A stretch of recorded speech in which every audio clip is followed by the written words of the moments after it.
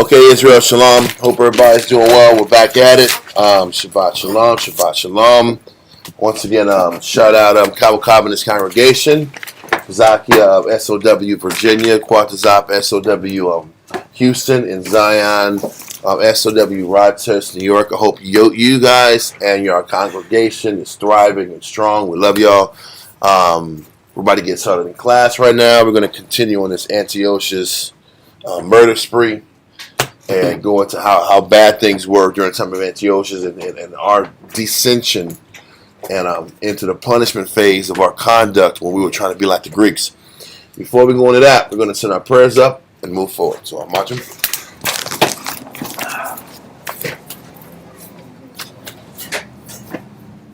Barakatah Yahweh B'Hashem Yahushai. Barakatah Yahweh B'Hashem Yahushai. Ha Nothing a war. Zayawam. The water. Aman. Bless you, Yahweh, in the name of Yahushai that gives to us the light this day. Thank you, so be it. Barakatah Yahweh B'Hashem Yahushai. Barakatah Yahweh B'Hashem Yahushai. Ha Nothing Rayak. Nayachacha. The water. Aman. Bless you, Yahweh, in the name of Yahushai that gives to us sweet savor. Thank you, so be it. Slightly short one.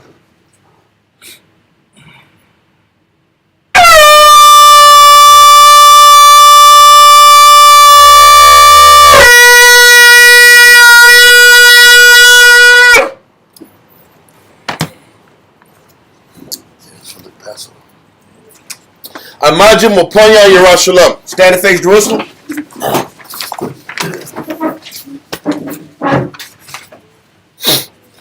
Barakatah Yahweh B'Hashem Yahushai. Barakatah Yahweh B'Hashem Yahushai. Ha Shabbat. B'Shalom.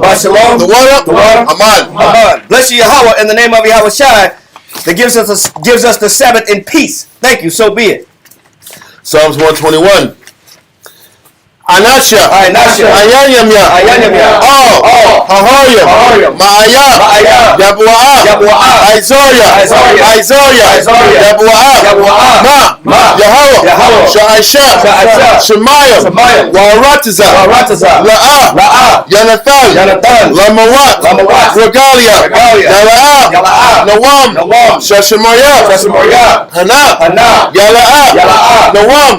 Wala'a. Yashan. Shashawamar, Yasharala, Yahweh, Shemaya, Yahweh, Tazalia, Ayah, Yanyamya, Yah, Hashemash, Yala'a, Hakaya, Bayawam, Wala'a, Halabana, Balayala, Yahweh, Yashemaya, Makor, Right, Yashemar, Napasha, Yahweh, Yashemar, Bawalakia, Wa'aya, Ma'aitha, I will Aman. Psalms 121 in English. I will lift up mine eyes into the hills, from whence cometh my help. My help cometh from Yahweh, which made heaven and earth. He would not suffer thy foot to be moved. He that keepeth thee will not slumber. Behold, he that keepeth Yasha'Allah shall neither slumber nor sleep.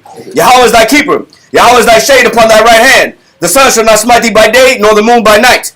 Yahweh shall preserve thee from all evil. He shall preserve thy soul. Yahweh shall preserve thy going out and thy coming in from this time forth, and even forevermore. Aman. Israelite Credo. Shema Yasharala. Yahweh. Eloheinu. Yahweh. Achad. Shema Yasharala. Yahweh. Eloheinu. Yahweh. Achad. Shema Yasharala. Yahweh. Eloheinu. Yahweh. Achad. Deuteronomy chapter 6 verse 4. Hear, O Israel, the Lord our power is one Lord. Okay, Lord's Prayer. Abanawa, Shabbat Shemayim, Kodash, Hayah, Shamka, Yahweh, Malak Wavka, Taba'ah, Ratizaka, Hayah, Aisha, Baratiza, Kawa, Hayah, Bashemayim, Nathanawa, Lacham, Ko, Yawam, Watsalachino, Chawabwathino, Kasalachino, Chawabwathino. Well, I'm sorry. I'm missing. Wala'a. Tabi'ano. Run aside one. Abo. Hawashano. Mayan. Right. Kaya. Laka. Hamarakwa. Waha'ala. Wahatapara. Amen. Lord's Prayer in English. Matthew chapter 6 verse 9. After this manner therefore pray ye, Our Father, which art in heaven, hallowed be thy name. Thy kingdom come, thy will be done on earth as it is in heaven. Give us this day our daily bread, and forgive us our debts, as we forgive our debtors. And lead us not into temptation, but deliver us from evil. For thine is the kingdom, and the power, and the glory forever. Amen. Take commandments. La'ayahaya. Laka. Alahayam. Achayam. Ayah. Panya. Thou shalt have no other powers before me. Number 2. La'a. Tha'ina. Laka. Basal. Wala'a. Tha'ibadam. Thou shalt not make unto thee any graven image, nor serve them. Number 3. La'a. Thalach wacha. Sham. Yahweh. Bashawa. Thou shalt not take the name of the Lord thy power in vain. Number 4. Zakor. Hayawam. Hashabat. Lakodashwa. Remember the Sabbath day to keep it holy. Number 5. Kabad. Abaka. Ya'amaka. Honor thy father, thy mother. Number 6. La'a. Taratazah. Thou shalt not commit. Thou shalt not kill, murder. Number 7. La'a. Tana'a. Thou shalt not commit adultery. Number 8. La'a. Tagana. Thou shalt not steal. Number 9. La'a. Ta'ina. Shakur. Thou shalt not bear false witness against thy neighbor. Number 10. La'a. Ta'khamar. Ko. Ashura. La'raika. Thou shalt not covet anything which is thy neighbor's. Okay.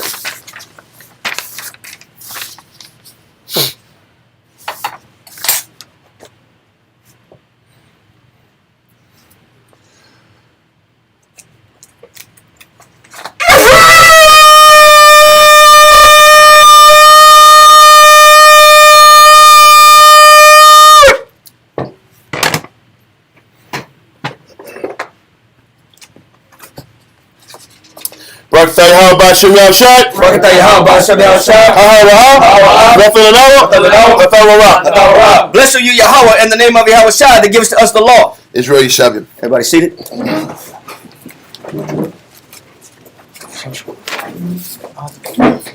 30 minutes after class. Not after class. Okay, Okay.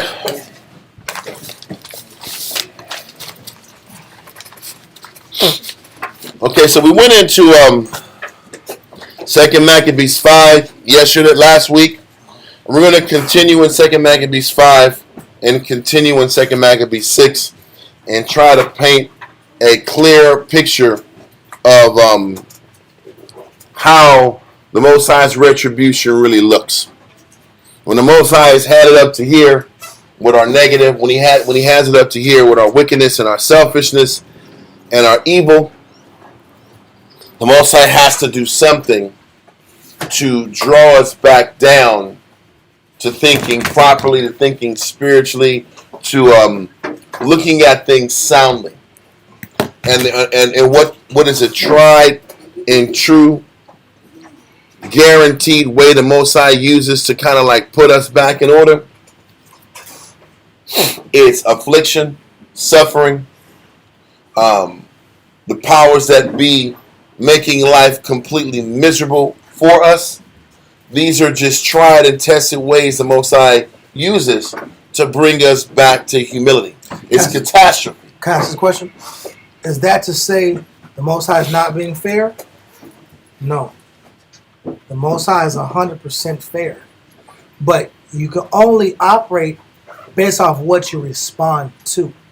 We had, part of our last class, we went to the point where Scripture says, I pipe to you all day, but you will not what? Dance. So the Most High is trying to find what does it take to get the proper response from my sheep. Yep. If we only respond to destruction, then the solution has to be destruction. But if we respond to education, then the answer is education. Yep. And we respond to priestly edification, then the answer is priestly edification. But what do we respond to in our personal life? Usually it's only car accidents, food stamps cut off, financial tragedies, Cars getting totaled, cars getting totaled, stolen. Yeah. eviction notices, and marriage problems and health issues. Those are the main things that when Israel will start responding spiritually. But it never had to be that way. So he is being fair. So first thing we're going to go into is Josephus. Book 12, chapter 5, paragraph 3. Once again, it's Josephus. Book 12, chapter 5, paragraph 3. So we can tie in. We're going to tie in now. We can get a little more into Josephus and blend it in with what we're reading now. So we're going to read paragraph 3. Karai, let's get you set up.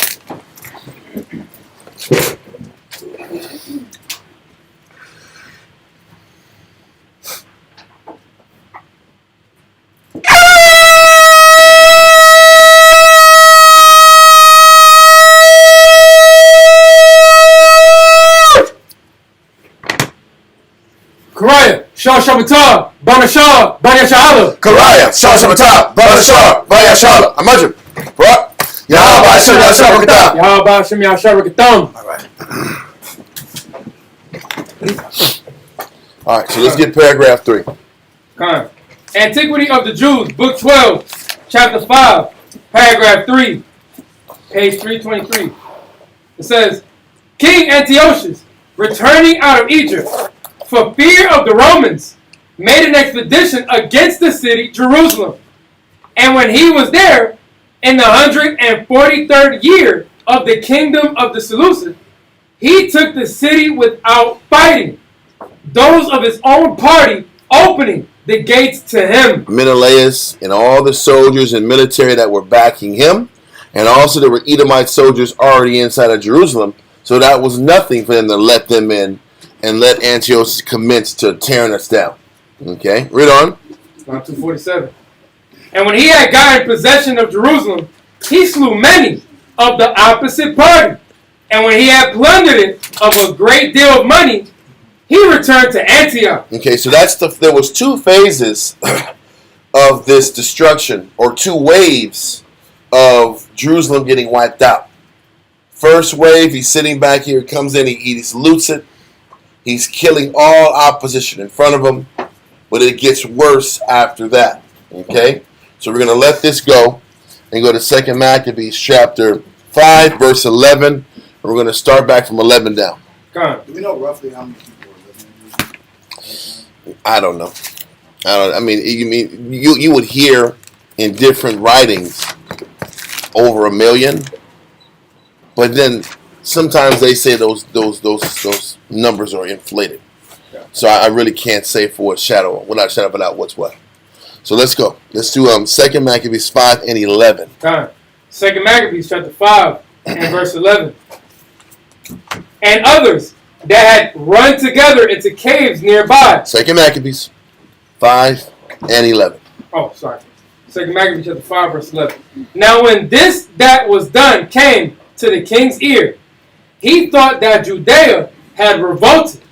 Whereupon, removing out of Egypt in a furious mind, he took the city by force of arms. So he's in his mind, he's imagining that the Jews were the ones who got word out to the Ptolemies quick enough for the Ptolemies to get the word out to the Romans, for the Romans to sit back here and stop the war he had on Cyprus, or on Crete. It was Crete and in Alexandria. So he said, well, he said the way it happened, he's assuming the way it happened is that the Jews had a strong connection in Alexandria. So they shot out word quickly to the Alexandrian Jews. They gave word to the Ptolemies, and they beat him to the punch. So he's leaving Egypt beat up, frustrated, embarrassed, and he's taking out his anger on us in Jerusalem. And this is also while the rumor was spread that Antiochus was dead. Yep. Wow. Nobody really thought he was alive. They thought he was dead, and that was why, because from verse 1 to verse 10 in 2 Maccabees 5, it goes into how they started a war in Jerusalem because they thought Antiochus was dead, and Jason's crew comes in and takes over the city. Antiochus takes that as a slight against him versus it just being internal wars for power in the country. But it was really Jason and his faction fighting against Menelaus and his faction. Jason wins initially. Many Israelites are slaughtered. But once he finds out Antiochus is alive, he leaves and leaves the city exposed for all type of killings and murderings and all type of negativity going on in the city. And also, it shows that for Antiochus to think that the Jews had something to do with the Alexandrian fallout of him not getting possession of that land, it shows you how much influence the Jews had in Alexandria and how much power that they had and how numerous the population must have been in Alexandria for him to think the Jews had something to do with it in Jerusalem. Okay? So, let's continue. Time. Verse 12. And commanded his men of war not to spare such as they met, and to slay such as went up upon the houses. So anybody that went into their house, that means they're sitting back here going into houses, killing people. They were sparing nobody. This was a merciless bloodbath. Read on. Verse 13. Thus there was killing of young and old, making away of men, women, and children, slaying of virgins and infants. This is how you know when the Most High's vengeance is really at a high level. It doesn't matter what age, demographic, scenario, financial situation, everybody's getting wiped out. The slate's getting clean. Okay, read on. Verse 14. And there were destroyed within the space of 3 whole days 80,000, whereof 40,000 were slain in the conflict. So 80. Really, man, it's 80 is 80. I put 40. It was 80,000 people killed in the conflict. Okay, read on. And no fewer sold than slain. So it said no. Okay, read it from the top again. Verse 14. And they were destroyed within the space of 3 whole days 80,000, whereof 40,000 were slain in the conflict, and no fewer sold than slain. So when he's saying this, it was 80,000 in total destroyed.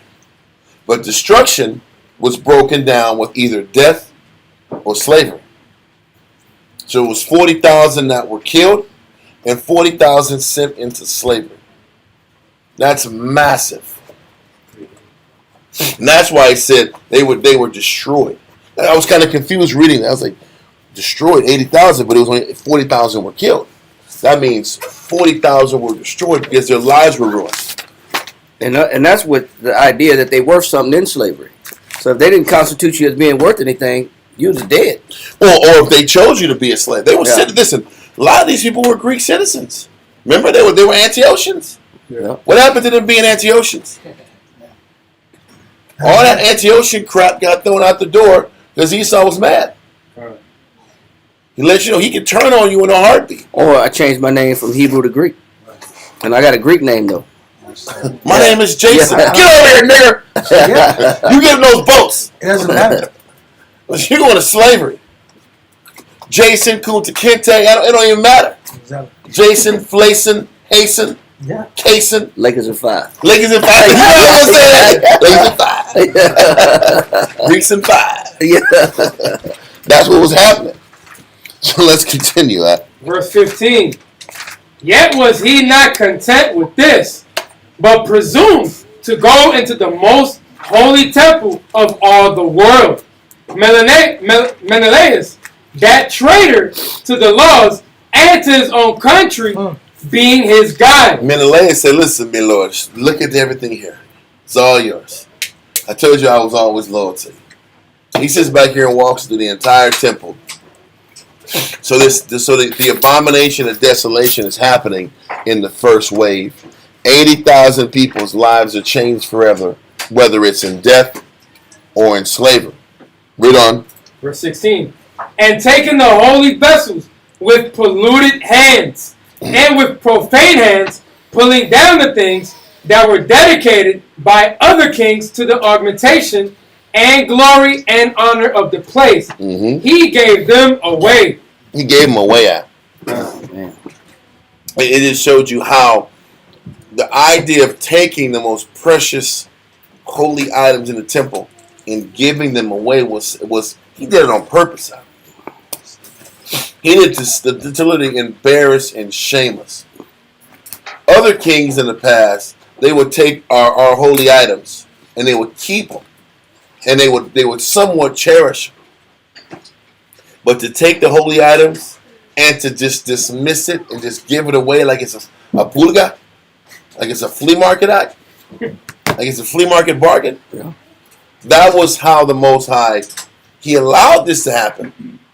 But this is how bad we treated the Father, where he says, man, everything that you value, I'm going to spit on it. You didn't. It's not like we appreciate the temple. It's not like we appreciated the holy place.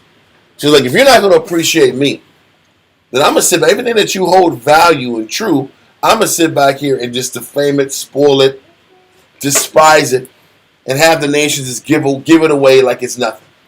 And it shows the Most High is attacking that ritualistic concept, but absent of the spiritual understanding.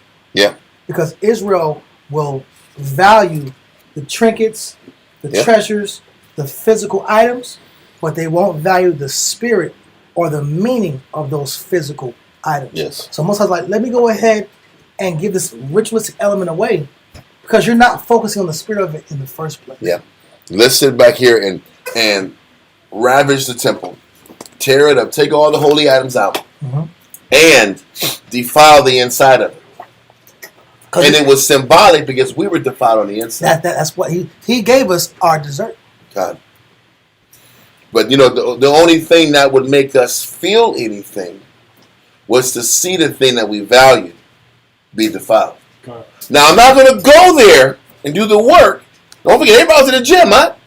Nobody was even going to the temple. They're trying to get striations out. They weren't going to the temple. But don't defile the temple. God. We're not going to go there and pray. We're not going to sacrifice. We're not going to work on what's inside of us. But damn it, don't go in there and defile it, because that's a holy place. Like Sasha Wine said last week, I want the option of being righteous when I want the option. Yeah. I like the fact you're taking away the option to be righteous. Yeah. Yes. It's the truth. The option? It's the option. And I don't like the idea that you're making me do anything. That too. They go hand in hand.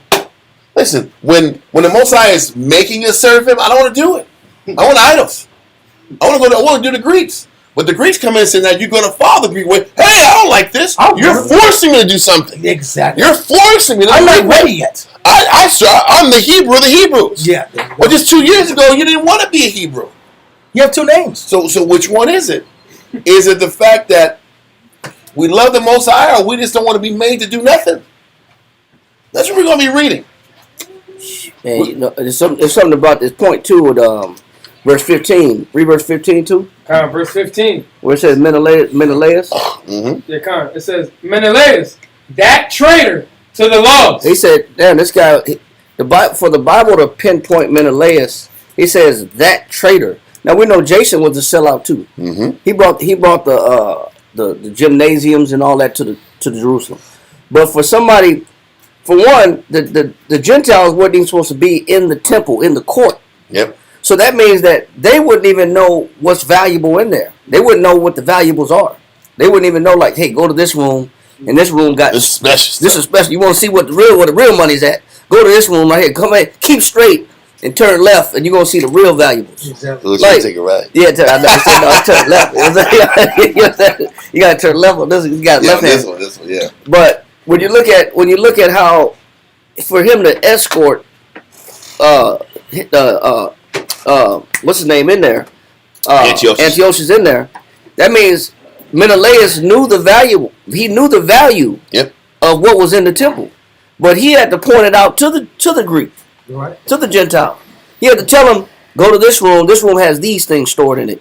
You want the value? You want the gold targets? They're in this room. You want the silver spoons and the dishes and the gold bowls? Go in here.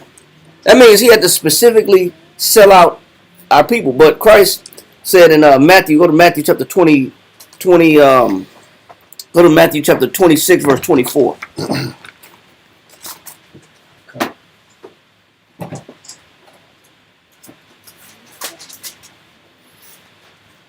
Matthew chapter 26 and verse 24. The Son of Man goeth as it is written of him. But woe unto that man. It said, woe to what?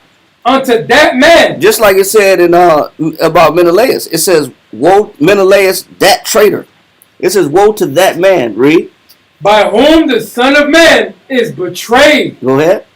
It had been good for that man if he had not been born. So just like Judas was a traitor, Christ said it'd been better if he had not been born. God. So is the Most High got the problem with Menelaus or Antiochus? Which one the Most High got the problem with?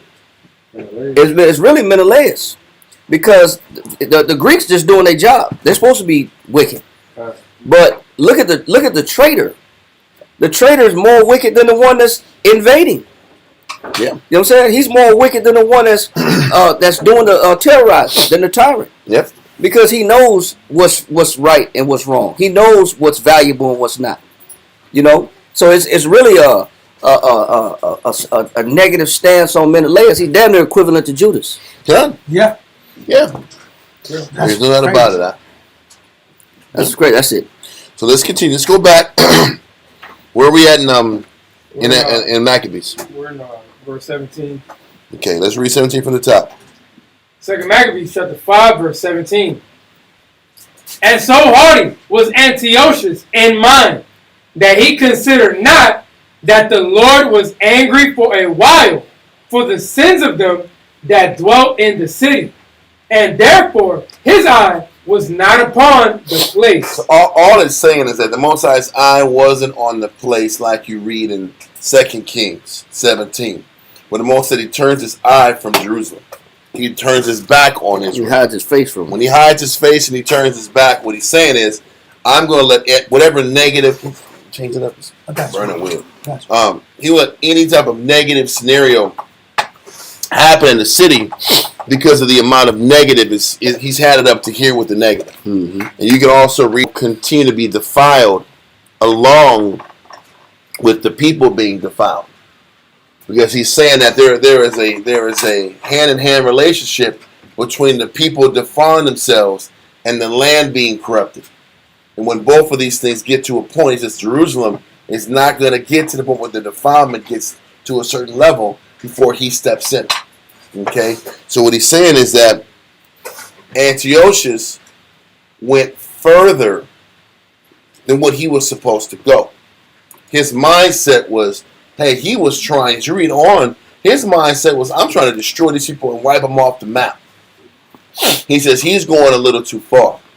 He's not realizing that this was a temporary punishment and that after this, Mosiah was going to come back and work with us again, like he did in the time of Nebuchadnezzar. Nebuchadnezzar wiped us out, left, allowed certain Israelites to stay in Jerusalem and work the fields and work the land. He didn't completely wipe everybody out. He understood that this punishment was for a certain period of time. Same thing with King Cyrus. This guy was trying to sit back here and take it above and beyond. And this is why he is known as that wicked root. His pride, his ego, and his hatred for us was so intensified that he went above and beyond the correction that was set up for us. Well, that's a result of, like you said, when the Most High turned his hand, then the devil runs loose. Yep. The devil runs loose on us when the Most High is not overseeing us. But the funny thing is, the Most High does that. He lets the nations run loose, but he stings the nations for taking it too far. Yep. We get stung. We got to feel this. See, this is what happened with Esau in America, and what Esau did to us from the slave trade on. And to the Esau wiping out all the millions of Israelites. He let this happen since the 1600s. But he knows, 1500s really, but he knows also how far they pushed it and how they took it too far.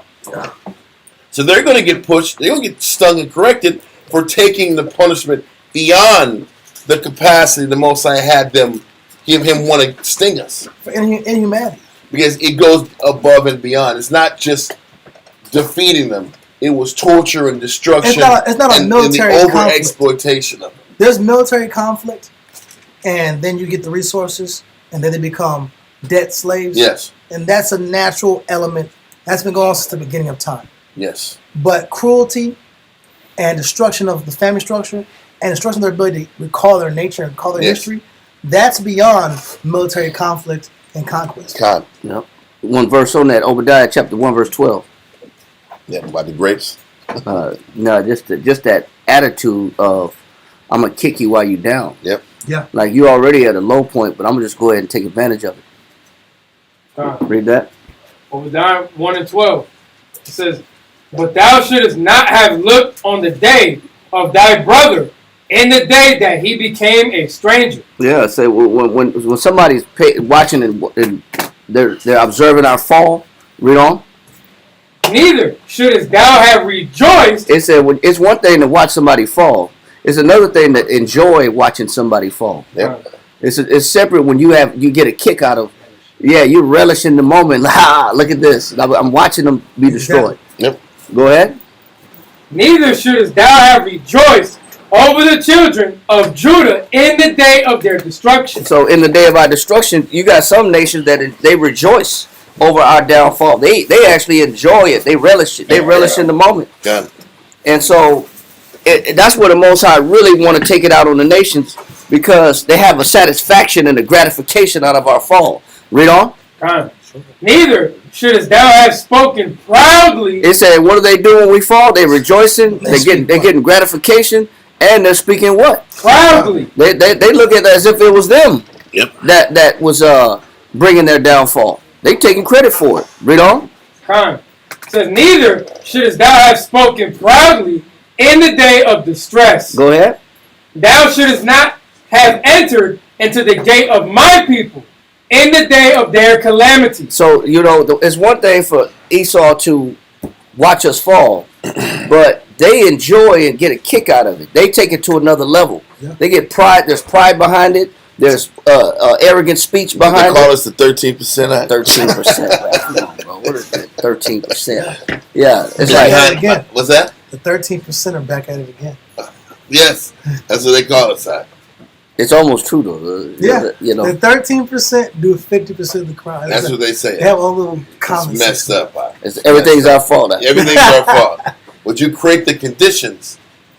Anyway, keep going. Anyway. Yeah. So he said, finish that. It says, thou shouldest not have entered into the gate of my people in the day of their calamity. Yea, thou shouldest not have looked on their affliction in the day of their calamity. Go ahead. Neither have laid hands on their substance. It's another thing when you loot somebody that's already being destroyed. And you coming in, you terrorize, you kicking them while they're down, and then you're going to take advantage of them while they're low, and then join in on the party. Go ahead. Nor have laid hands on their substance in the day of their calamity. So the Most High got a special punishment set up for those that, relish in the moment, that enjoy enjoy witnessing our downfall and our destruction.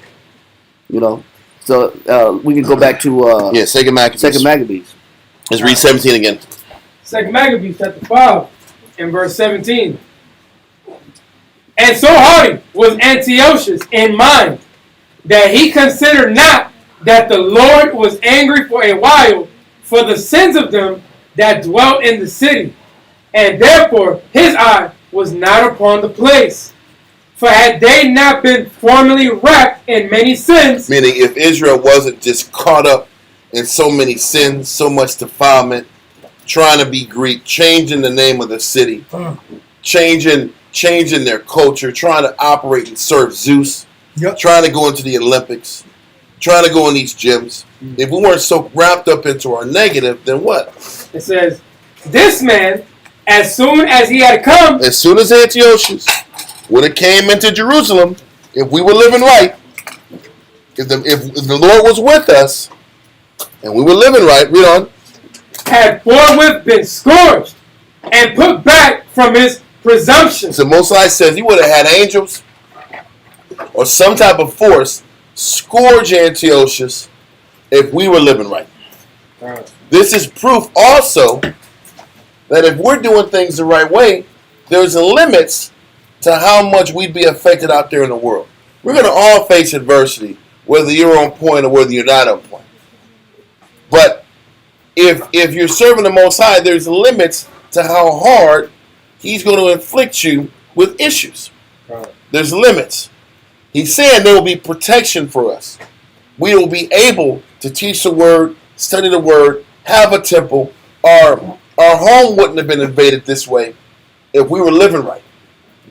And if we were living right, He would have came in and would have got dealt with. You know, Matthew Henry always talks about how the punishment fits the sin. Come. The Most High always makes sure that you can see the punishment based on the severity of the sin. Right. So read verse 18 again. Verse 18. For had they not been formerly wrapped in many sins, this man, as soon as he had come, had forthwith been scourged and put back from his presumption, as Heliodorus was, whom Seleucid the king sent to view the treasury. So he says, just like Heliodorus got whipped almost to an inch of death, Antiochus would have had the same thing happen to him if we were on point. Right.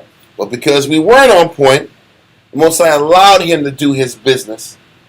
And then when he took it beyond what he was supposed to, then the Most High checked him on the back end, not the front end.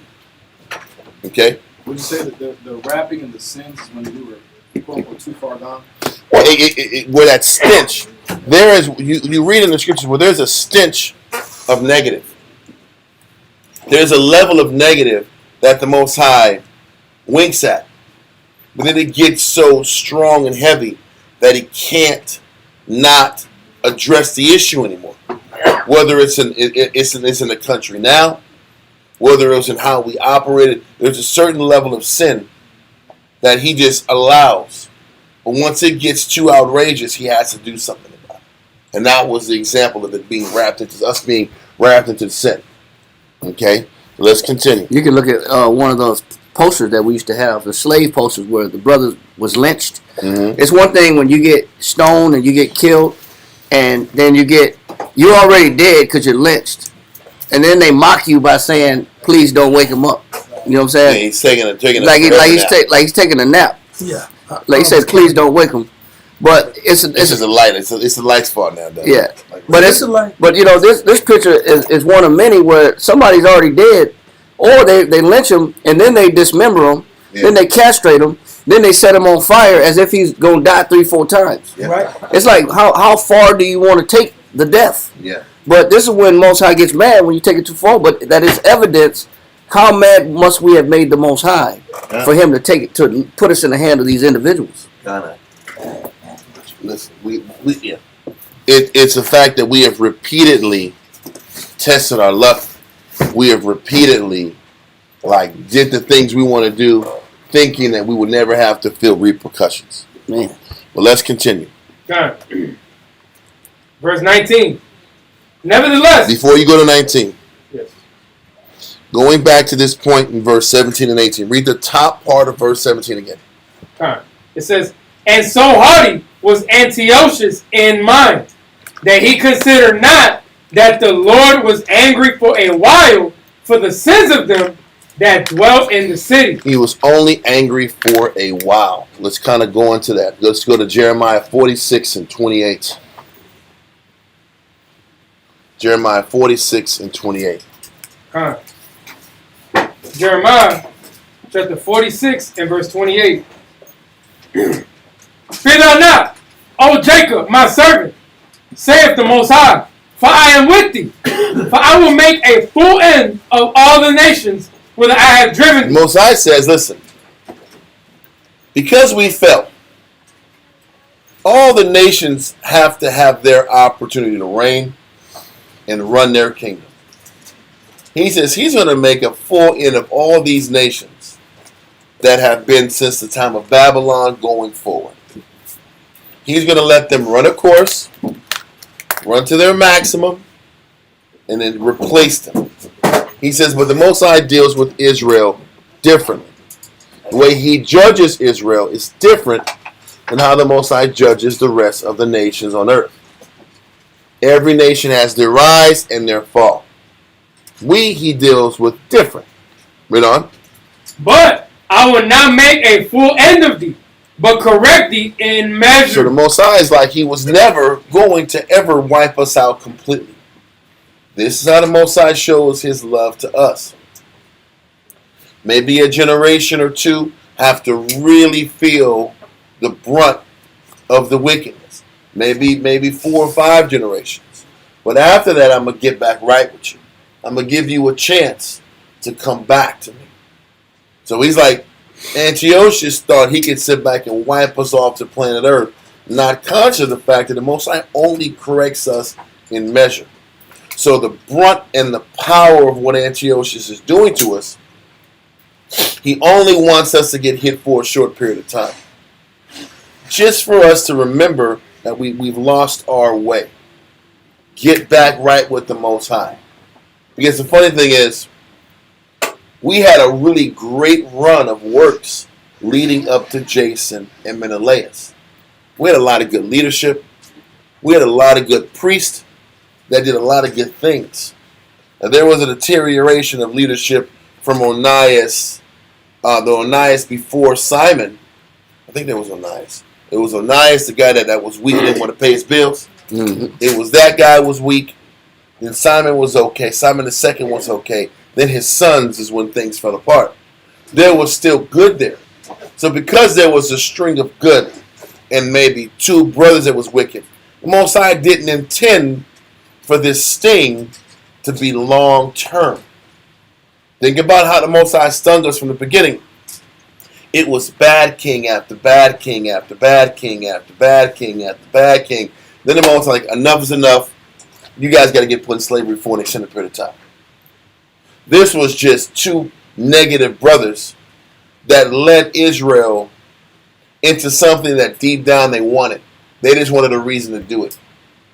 This is why it's so important as leaders, as husbands, as fathers, as teachers. We have to maintain that strictness at home. We have to maintain that standard at home just to save people's lives.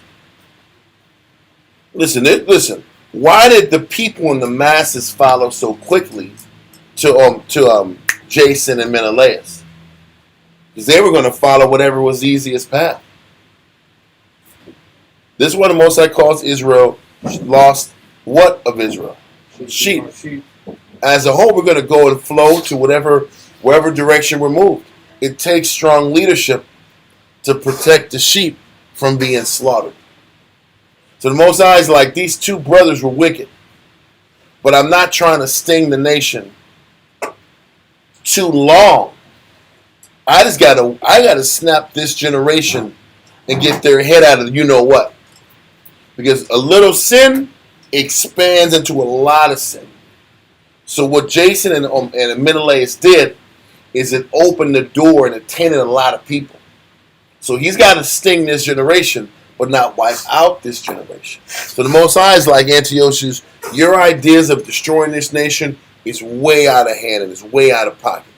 I'm only planning on correcting these people by measure, by incident, by situation. And this is how the Most High checks us. He checks us by our decisions, by our scenarios. He doesn't sit back here and let us run our course and do away with it. This is why America is still thriving. People will say, if there was a Lord, why does the Lord allow all this wickedness to happen? Why does the Lord allow slavery to happen and oppression and all this scenario? The answer to that question is, He is going to let the nation responsible for this oppression run their course and then completely do away with them forever. That's the answer. If it was the Israelite or the Jew on top, we would have got invaded in the 1800s. Or maybe 1901. How about that? We would have been out of there. Before the stench of negative got so irreversible that we couldn't make it right anymore. This is how he thinks. Before our sin gets so bad that it's irreparable, he removes us. This is why the Most High sometimes takes us sooner than we imagine. Because that sin was going to get too quick and too big and too irreparable to save us. He removes us. That's in Isaiah. So the Most High is looking at Antiochus and saying, hey, you're pushing it. And you got the wrong idea of what he has planned for our people. So, read he says, but I will not make a full end of thee. Okay. But I will not make a full end of thee, but correct thee in measure. Yea, will I not leave thee wholly unpunished? He's not going to leave us unpunished. We're going to deal with correction. But he deals with the correction that's suitable for us to handle based on the fact that he didn't let our sin get too far away and get too far out of hand. That's how he loves us. So we might stress out about how much we get stung, but he lays the hammer quick so that we're only getting judged for short pockets of wickedness versus being judged for a lifetime of sin. That's how he shows us love in comparison to the rest of the world.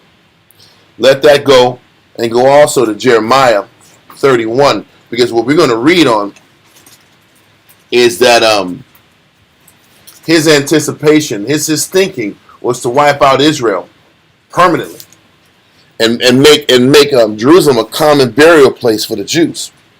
So we're going to go to Jeremiah chapter 31.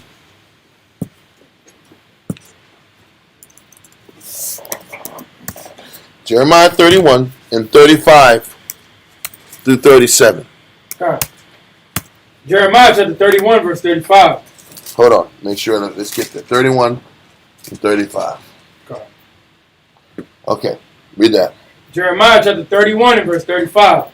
Thus saith the Most High, which giveth the sun for a light by day, and in ordinances of the moon and of the stars for a light by night, which divided the sea when the waves thereof roar.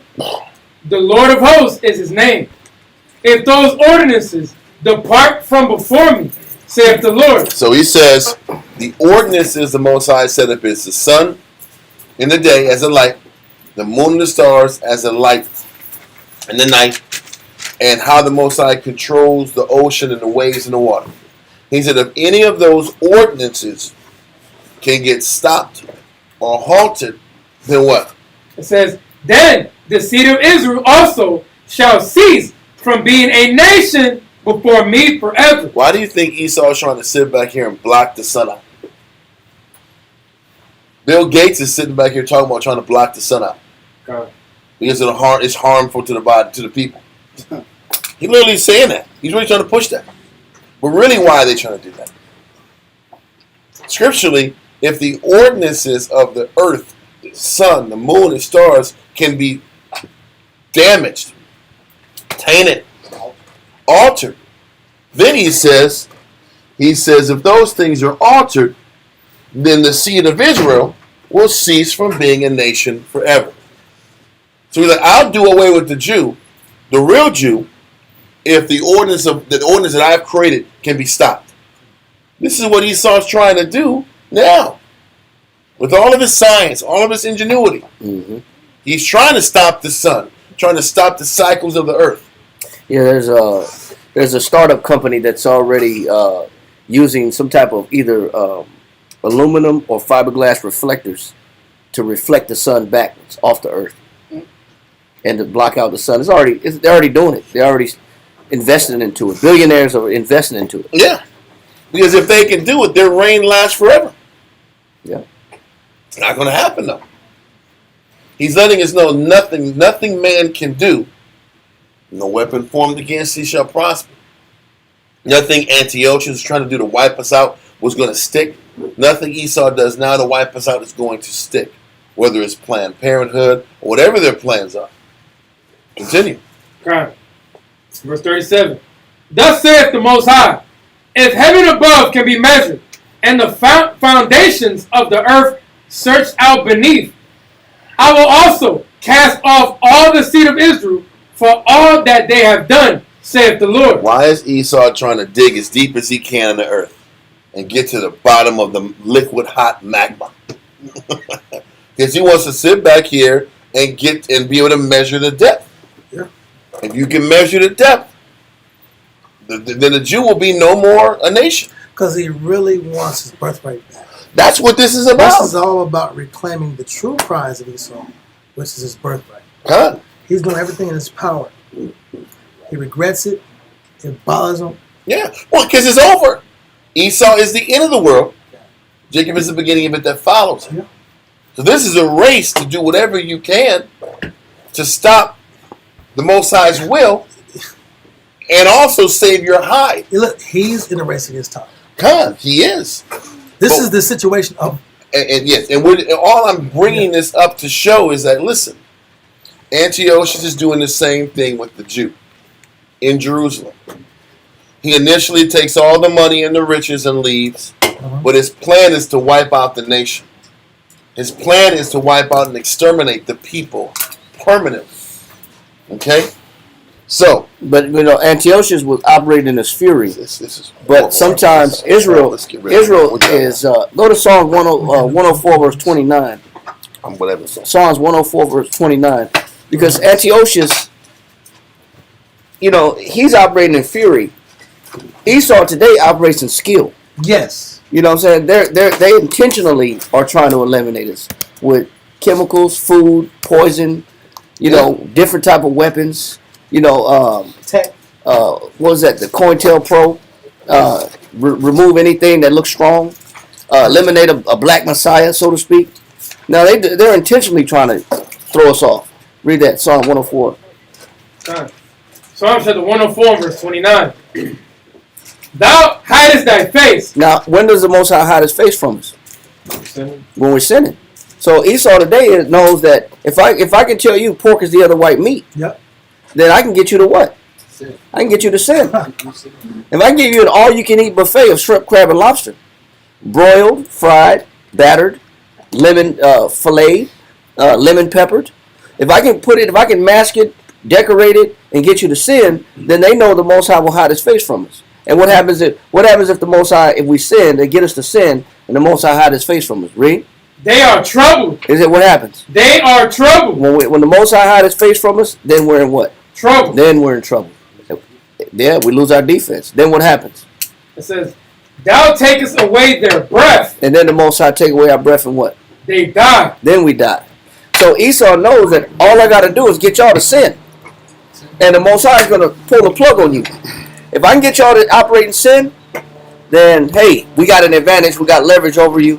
We have the upper hand if I can get y'all to sin. That's why we try to get, you can't get this job unless you cut your beard off. Exactly. Yeah, I gotta get you to shave all of it off. You can't join. You got to be part of us. You got to cut your whole beard off. But they know that's against the law. Mustache too, man. Yeah, but everything got to go. All of it got to go. You look like Will Smith out here. But you can wear a dress on the job, though. But you can wear a dress on the job. That's Yes, okay. Yes, but that's a law too. That's the Same thing. Yeah, because a man should not wear that which pertaining to a woman. Exactly. Yeah, but that's crazy. Okay. You good on that? Yeah, that's good. So let's get back to verse 19 in 2 Maccabees 5. So 2 Maccabees 5 and 19. 2 Maccabees chapter 5, verse 19.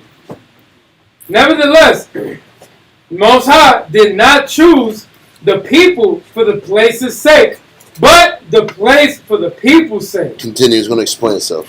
And therefore, the place itself that was partaker with them of the adversity. The place, Jerusalem, that was a partaker with the Jews with the adversity. Like I mentioned earlier, reading in Leviticus 27, I mentioned Leviticus 27, but talking about how the earth mourns with the people. When the people sin, the earth feels the consequence. And this is what's happening. Okay, the earth is feeling the adversity with the people. Read verse 20 again.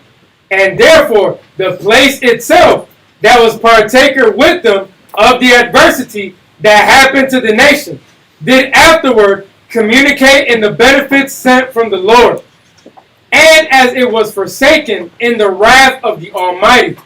So again, the great Lord being reconciled, it was set up with all glory. All it's saying is that the land and the people have to face the suffering, but at the end they're going to receive the glory and the blessing. There's this punishment and this stinging from the Lord that's being executed through Antiochus. It won't be for long. Antiochus is going to have his rise and his fall, and we'll get placed back in the place that we're supposed to have, and our temple will get restored. So let's continue in verse 21. Verse 21. So when Antiochus had carried out of the temple 1,800 talents, he departed in all haste unto Antiochus, weaning in his pride. So he had 1,800 talents of riches. He looted in his pride. He's sitting back here feeling himself. Read on. To make the land navigable. No. Read verse 21 again. Okay, come. So when Antiochus had carried out of the temple 1,800 talents, he departed in all haste unto Antiochus, weaning in his pride. When it says weaning in his pride, it's thinking and imagining in his pride. So as he left with all this money, he's still, and this is the first phase of his attack, he's thinking and meditating on what other damage he can do to the people in his pride. He's sitting back here. His thoughts are obviously not the Lord's thoughts. The Lord's thoughts was just to sting these people, get looted, punish them, kill a handful, kill whoever got to get killed, slave who got to get slaved. He's leaving with the intention of inflicting even more damage. And this is where he's out of pocket. So he says he's weaning what? Weaning in his pride to make the land navigable and the sea passable by foot. This is figurative talk. For the land to be navigable and the sea to be passable by foot. He's meditating on the impossible. How do you sit back here and make the sea able to be walked on by foot? It can't be done. So what he's saying is, what the writing is explaining is that he is meditating on doing things that will never be allowed for him to do. Okay?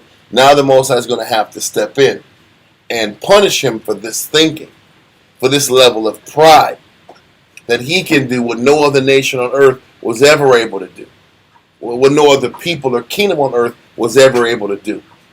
Read verse 21 again. So when Antiochus had carried out of the temple 1,800 talents, he departed in all haste unto Antiochus, weaning in his pride to make the land navigable and the sea passable by foot. Such was the haughtiness of his mind. And I'm just going to go into another verse to show you how much pride he has and how much ego he has and how inflated of an ego he had to imagine things that were impossible to accomplish. That's all this verse is saying. So go to 2 Maccabees, chapter 9, verse 7 through 8, and 10 through 13. Well, let me type this in.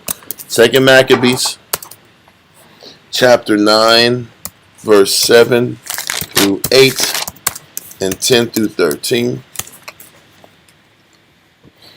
Okay.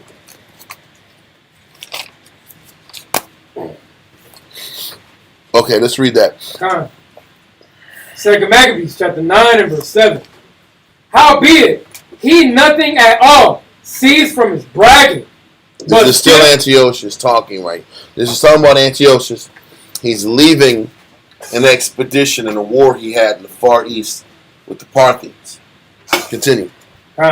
Howbeit, he nothing at all ceased from his bragging, but still was filled with pride, breathing out fire in his rage against the Jews. I don't know what it was, but this guy could not let this go. Read on. And commanding to haste the journey.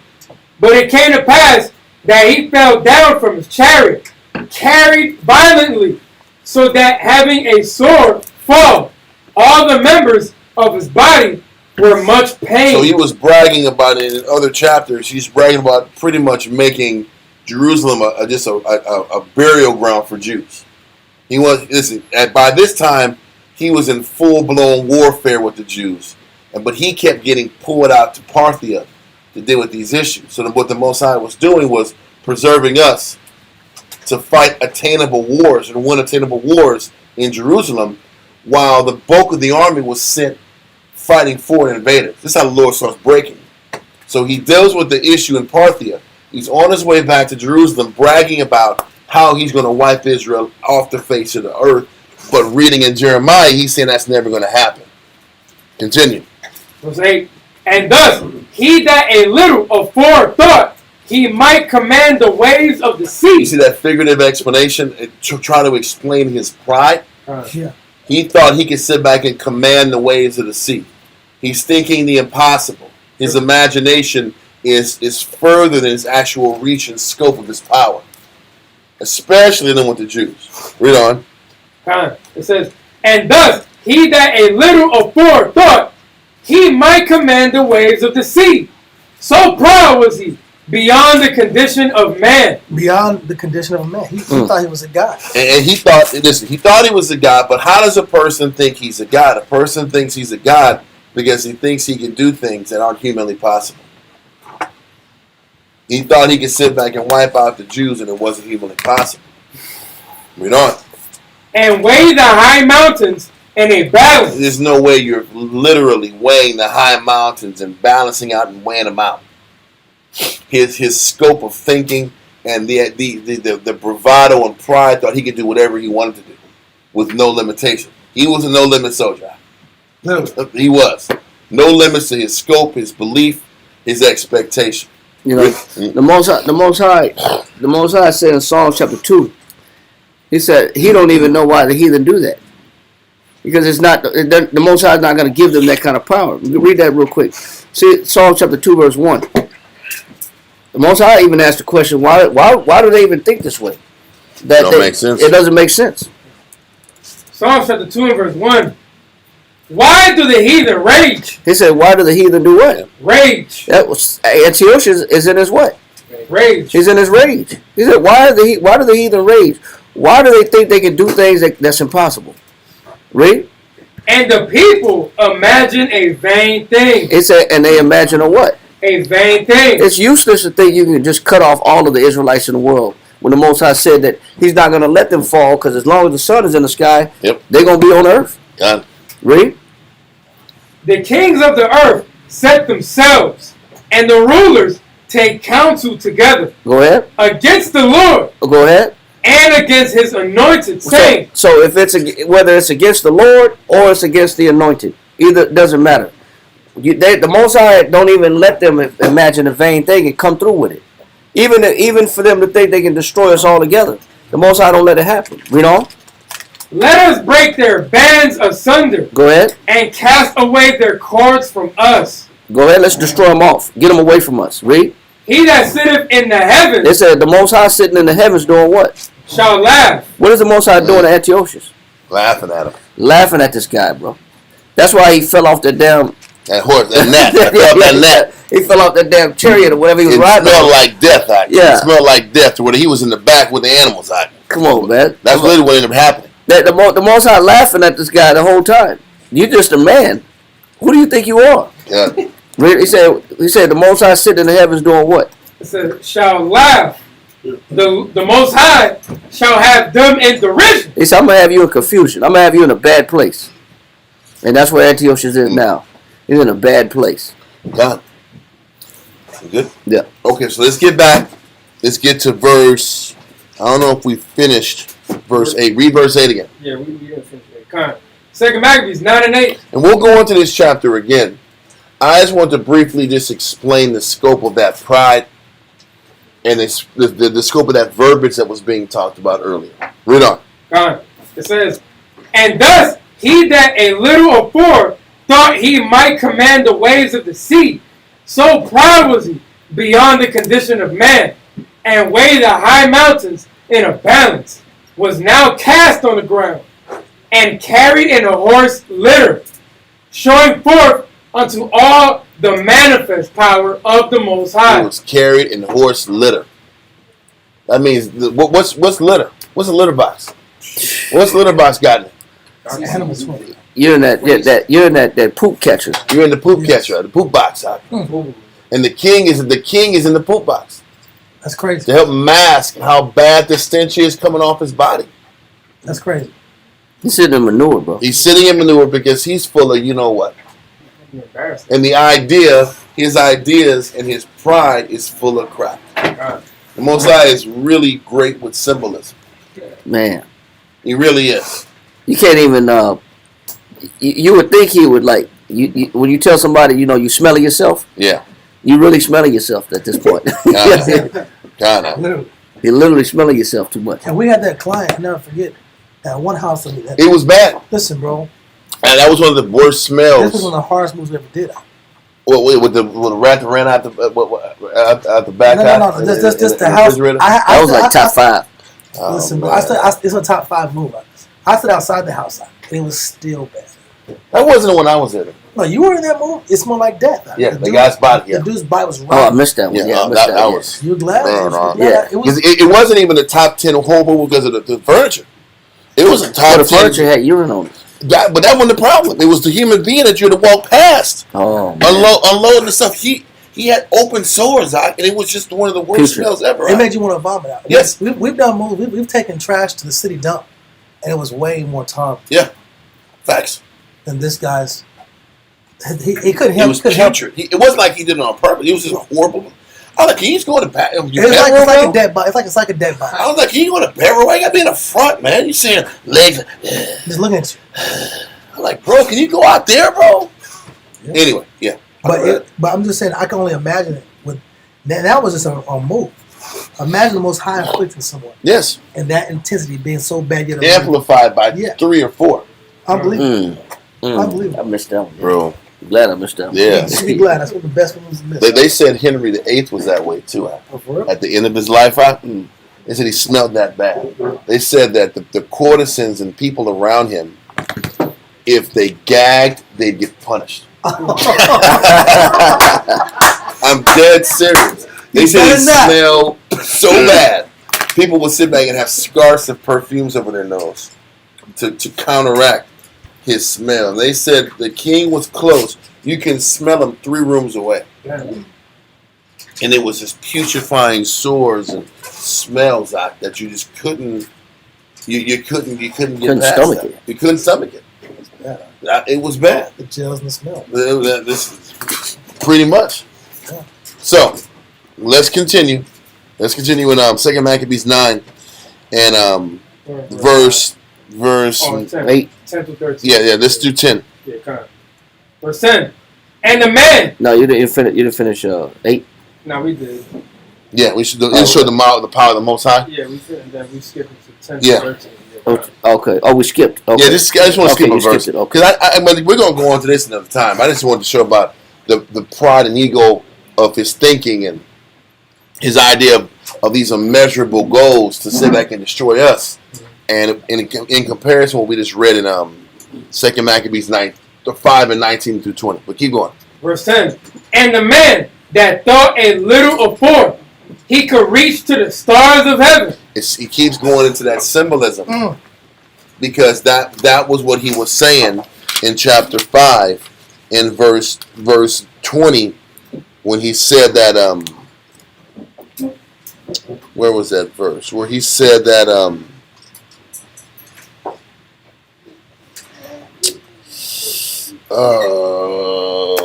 about making the land navigable and the sea passable by foot. 21. Yeah, well, it was 21, and it was just explaining that he had these lofty expectations, and the lofty expectations are explained a little bit more in 2 Maccabees 9. So let's continue.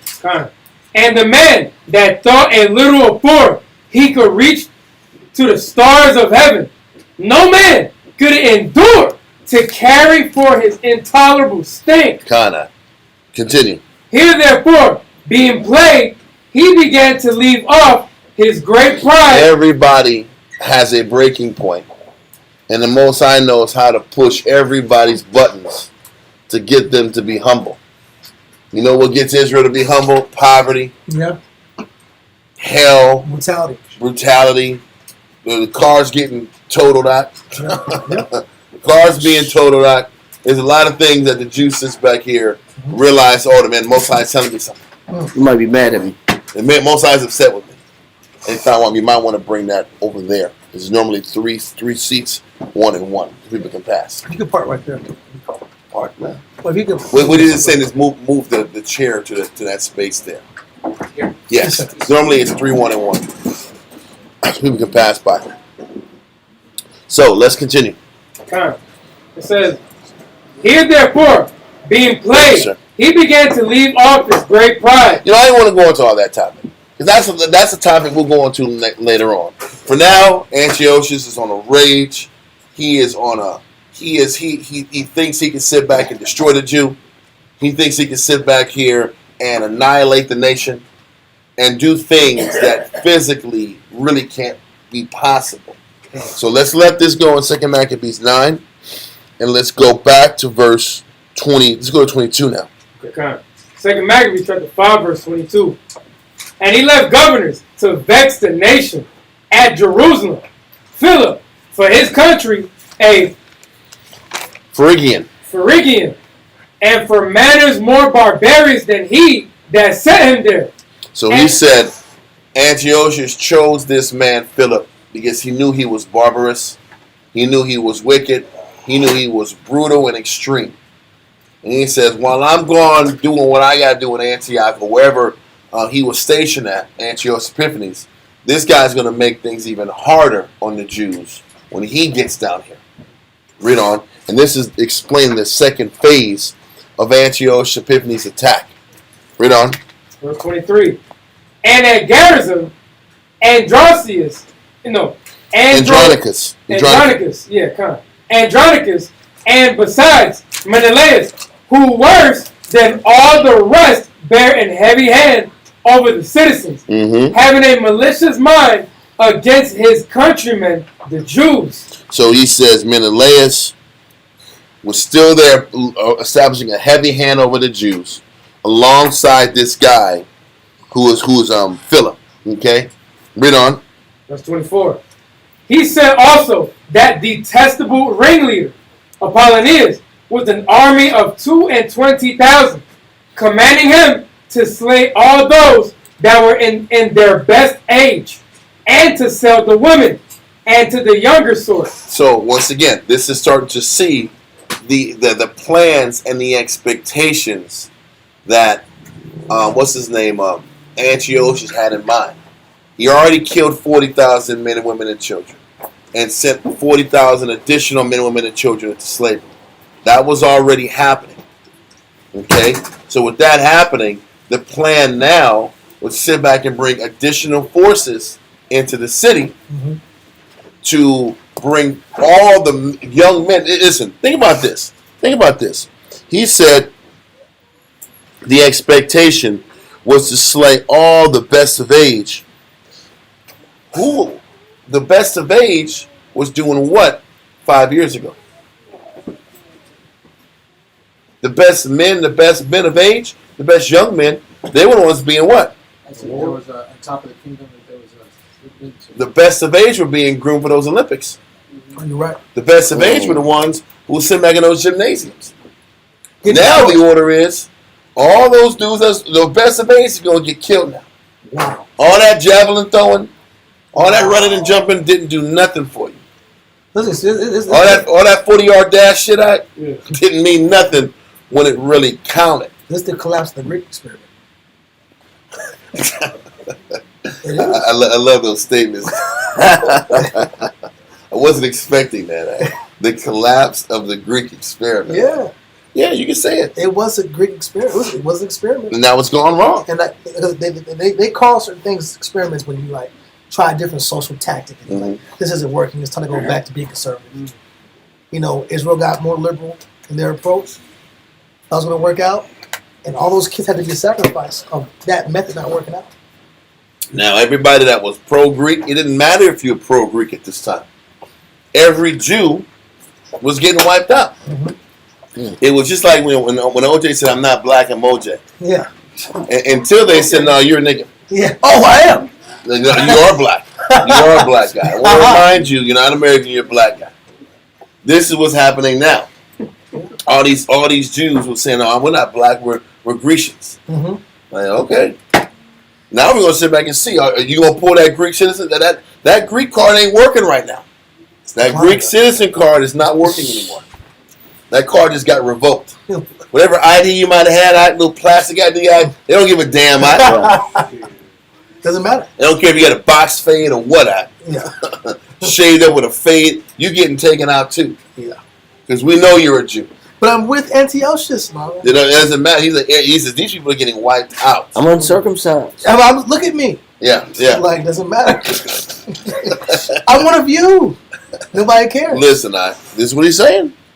Well, let's continue, right? Read verse 24 again. 24. He sent also that detestable ringleader, Epiphanes, with an army of 22,000, Yep. commanding him to slay all those that were in their best age, and to sell the women and the younger sort, who come into Jerusalem and pretending Before we go peace. over there, let me take that back. I'm not going to stand on that part where I just said about they were going at the people that were rolling like Greeks. They were trying to convince everybody to be Greek. So I can't say every single one of those people were going to get targeted. Because when we go into chapter 6, they go into this long speech about everybody selling out all the way and it's being all the way Greek. So what this show of force is, and the intent to murder is anybody that's resisting the movement that's already being established. Just to make sure I'm clear on that. Okay? So read verse 25. Verse 25. No. Where were we at? Read 24 again. 24 again. Okay, 24 again. He sent also that detestable ringleader, Epiphanes, with an army of 22,000, commanding him to slay all those that were in their best age, and to sell the women and the younger sort. Read on.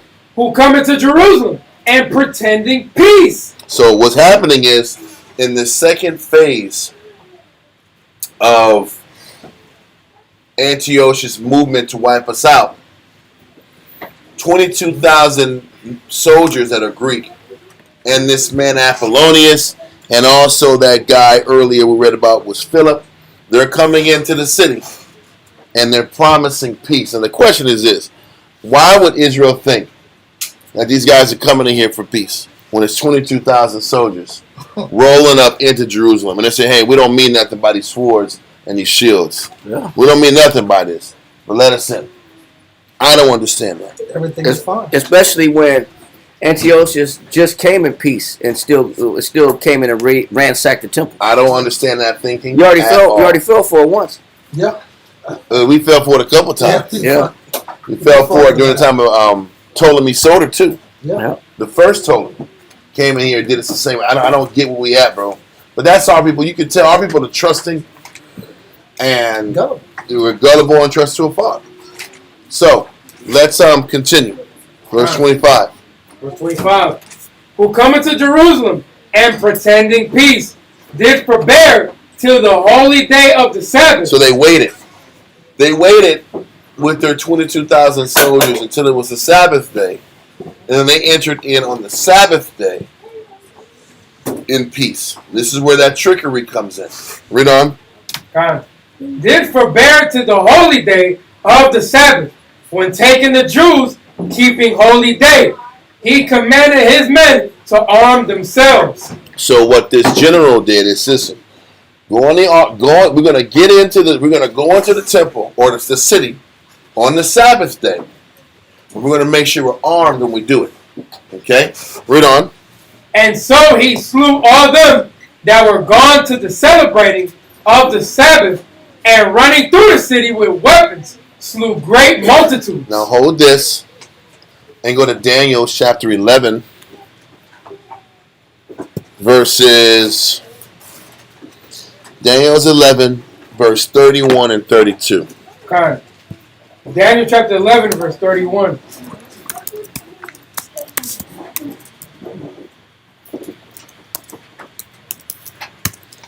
Daniel's 11, verse 31 and 32. Okay. Daniel chapter 11 and verse 31.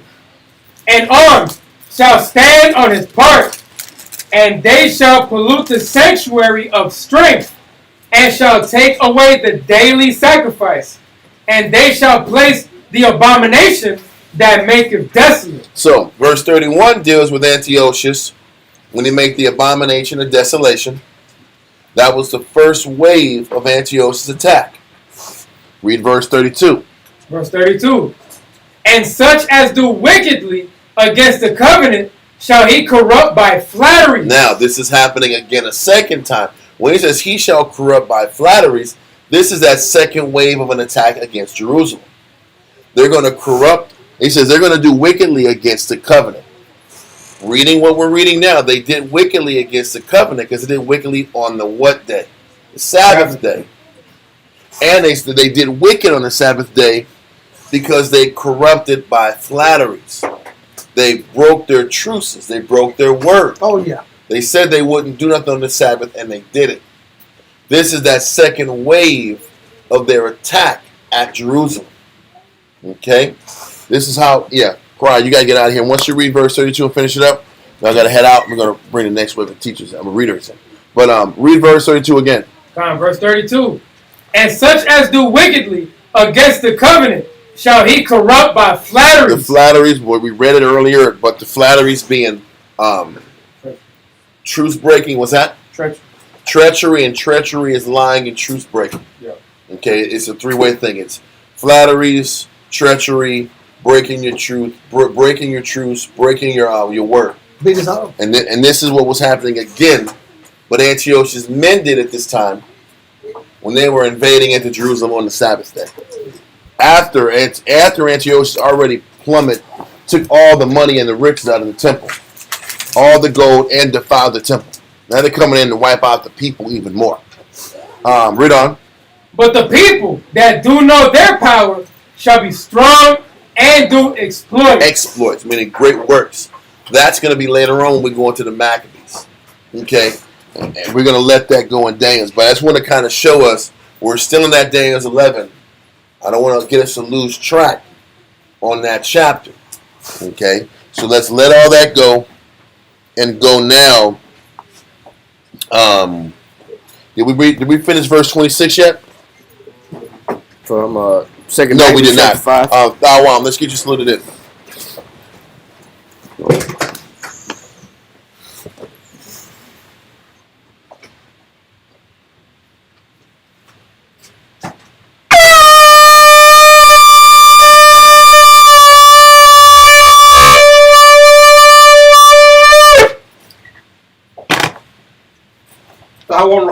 Shabbatah, Badashar, Bayasha'al. How much? What?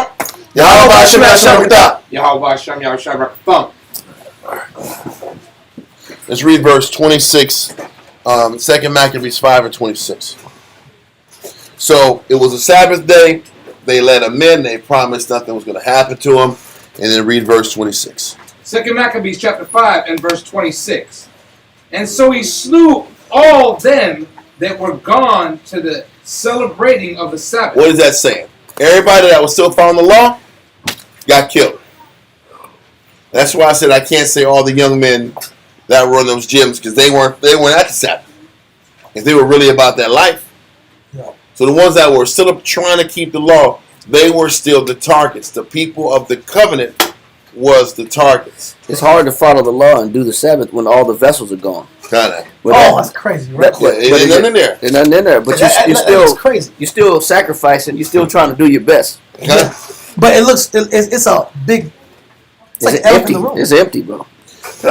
It's empty. But it's an embarrassment too. It's a shame. But what else are you gonna do? We asked for that. So, did we finish verse 26? Nah. Continue. And running through the city with weapons slew great multitudes. So they were sitting back here just killing anybody that was trying to serve the Most High. This is a second wave of us getting attacked and wiped out. Okay? Now we're going to hold this. This verse 27 goes into Judas Maccabees. I'm not going to focus on Judas Maccabees yet I want to focus on the atrocities and everything that happened bad, and then we'll go on to the redemption story in a bit. What we're going to do now is go to Josephus.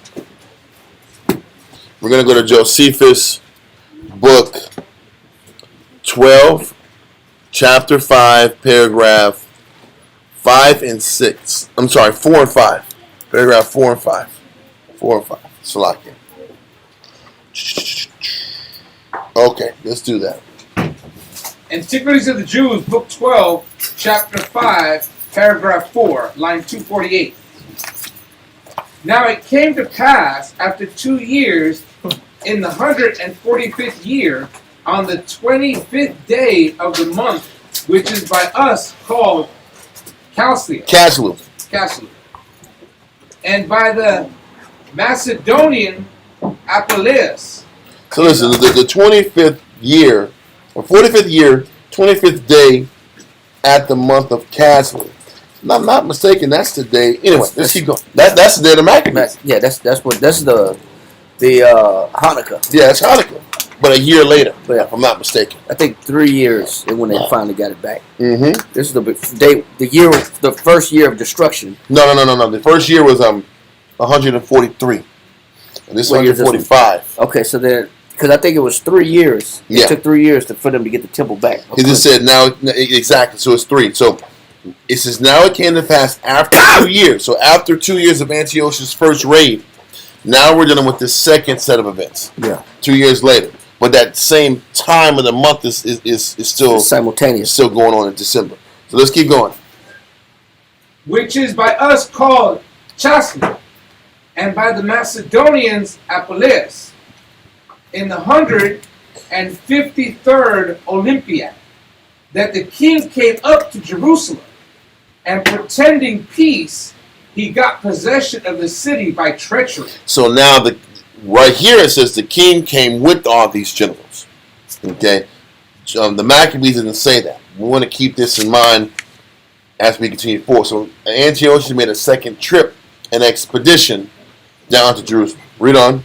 At which time he spared not so much as those that admitted him into it, on account of the riches that lay in the temple, but led by his covetous inclination, for he saw there was in it a great deal of gold, and many ornaments that had been dedicated to it of very great value. Mm-hmm.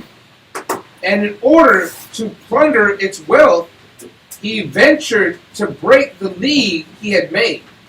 So Like he always did, he kept breaking those connections that he had with different kings. Read on. So he left the temple bare, and took away the golden candlesticks, and the golden altar of incense, and the table of showbread, and the altar of burning offering, and did not abstain from even the veils, which were made of fine linen and scarlet. He also emptied it of its secret treasures, and left nothing at all remaining. And he made that thing bare, but it's just 4 walls out. It was 4 walls out. Read on. And by his means cast the Jews into great lamentation. For he forbade them to offer those daily sacrifices which they used to offer to the Most High, according to the law. So this is what, before he left the first time, he was sitting back here and specifying this. Read on. And when he had pillaged the whole city, some of the inhabitants he slew, and some he carried captive. This is the beginning part of that second Maccabees 5, his first expedition. Read on. Together with their wives and children, so that the multitude of those captives that were taken alive amounted to about 10,000. Now the Josephus, the times, the amounts of people that were being wiped out is different. Maccabees says 80 or 40 and 40. And Josephus says 10. So, we just got to take it for a grain of salt. Read on. He also burned down the finest building. And when he had overthrown the city walls, he built a citadel in the lower part of the city. For the place was high, and overlooked the temple, on which account he forfeited with Fortified. He fortified it with high walls and towers, and get it a garrison of Macedonians. And put into it a garrison of Macedonians. And put into it yes, a garrison of Macedonians. However, in that citadel dwelt the impious, and wicked part of the Jewish multitude, from whom it proved that the citizen suffered many and sore calamities. Mm-hmm. And when the king had built an idol altar unto the Most High's altar, he slew swine upon it, and so offered a sacrifice neither according to the law nor the Jewish religious worship in that country. He also compelled them to forsake the worship which they had paid their own God, and to adore those whom he took to be gods, and made them build temples and raise idol altars in every city and village, even outside of Jerusalem. Read on. and offer swine upon them every day. Damn. He also commanded them not to circumcise their sons, and threatened to punish any that should be found to have transgressed his injunction. He also appointed overseers, who should compel them to do what he commanded. So not just because when he left, people were there overseeing the entire process. Okay, managing it. Read on. And indeed, many Jews there were who complied with the king's commands, either voluntarily or out of the fear of the penalty that was denounced. But the best men and those noblest souls did not regard him, but did pay a great respect to the customs of their country, than concerned as to the punishment which he threatened to their disobedience, to the disobedient. Which he threatened to the disobedient. The crazy thing is this. What hits in this bottom part of this paragraph is that he says, indeed, many Jews who were complied with the king's command, either voluntarily or out of fear of the penalty that was denounced. But the best men and the noblest souls didn't regard that. I mean, he's saying the different calibers of men. Yeah. You have the weak that just follow and just change and have no backbone and no substance.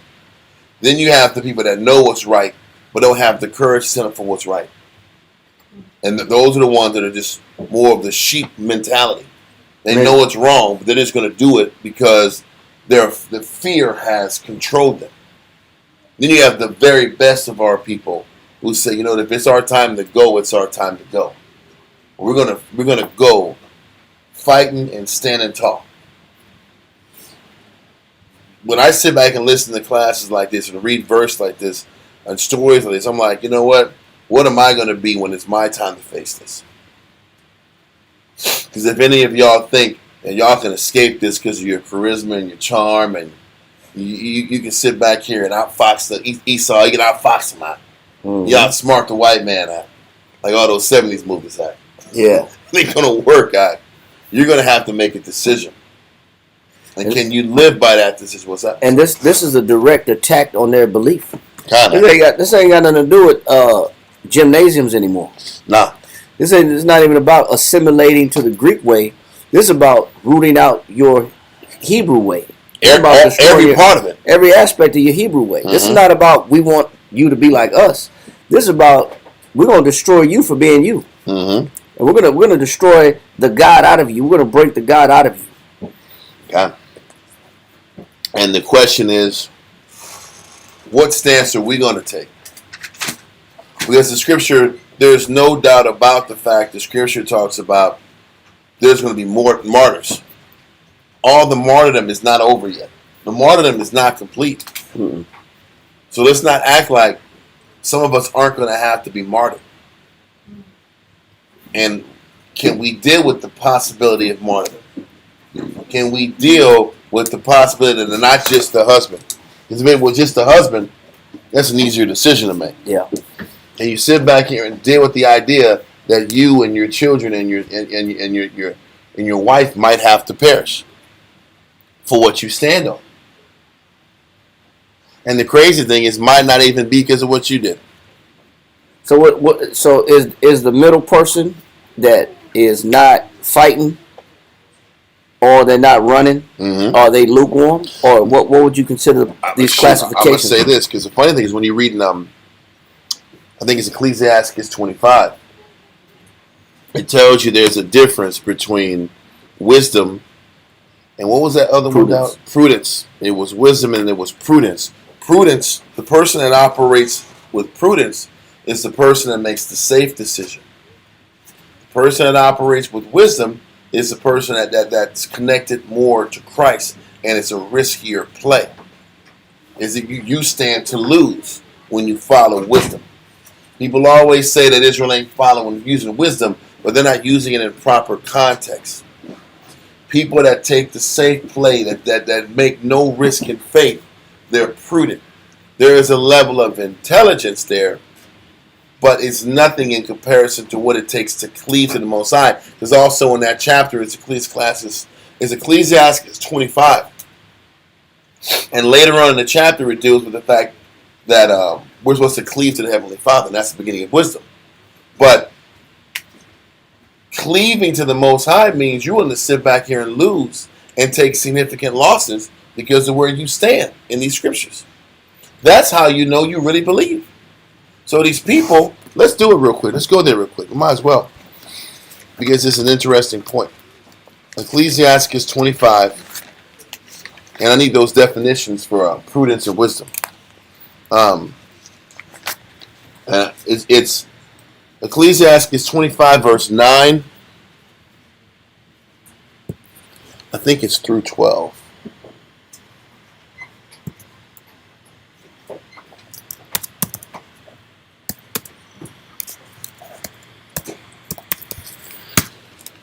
Okay, let's get prudence.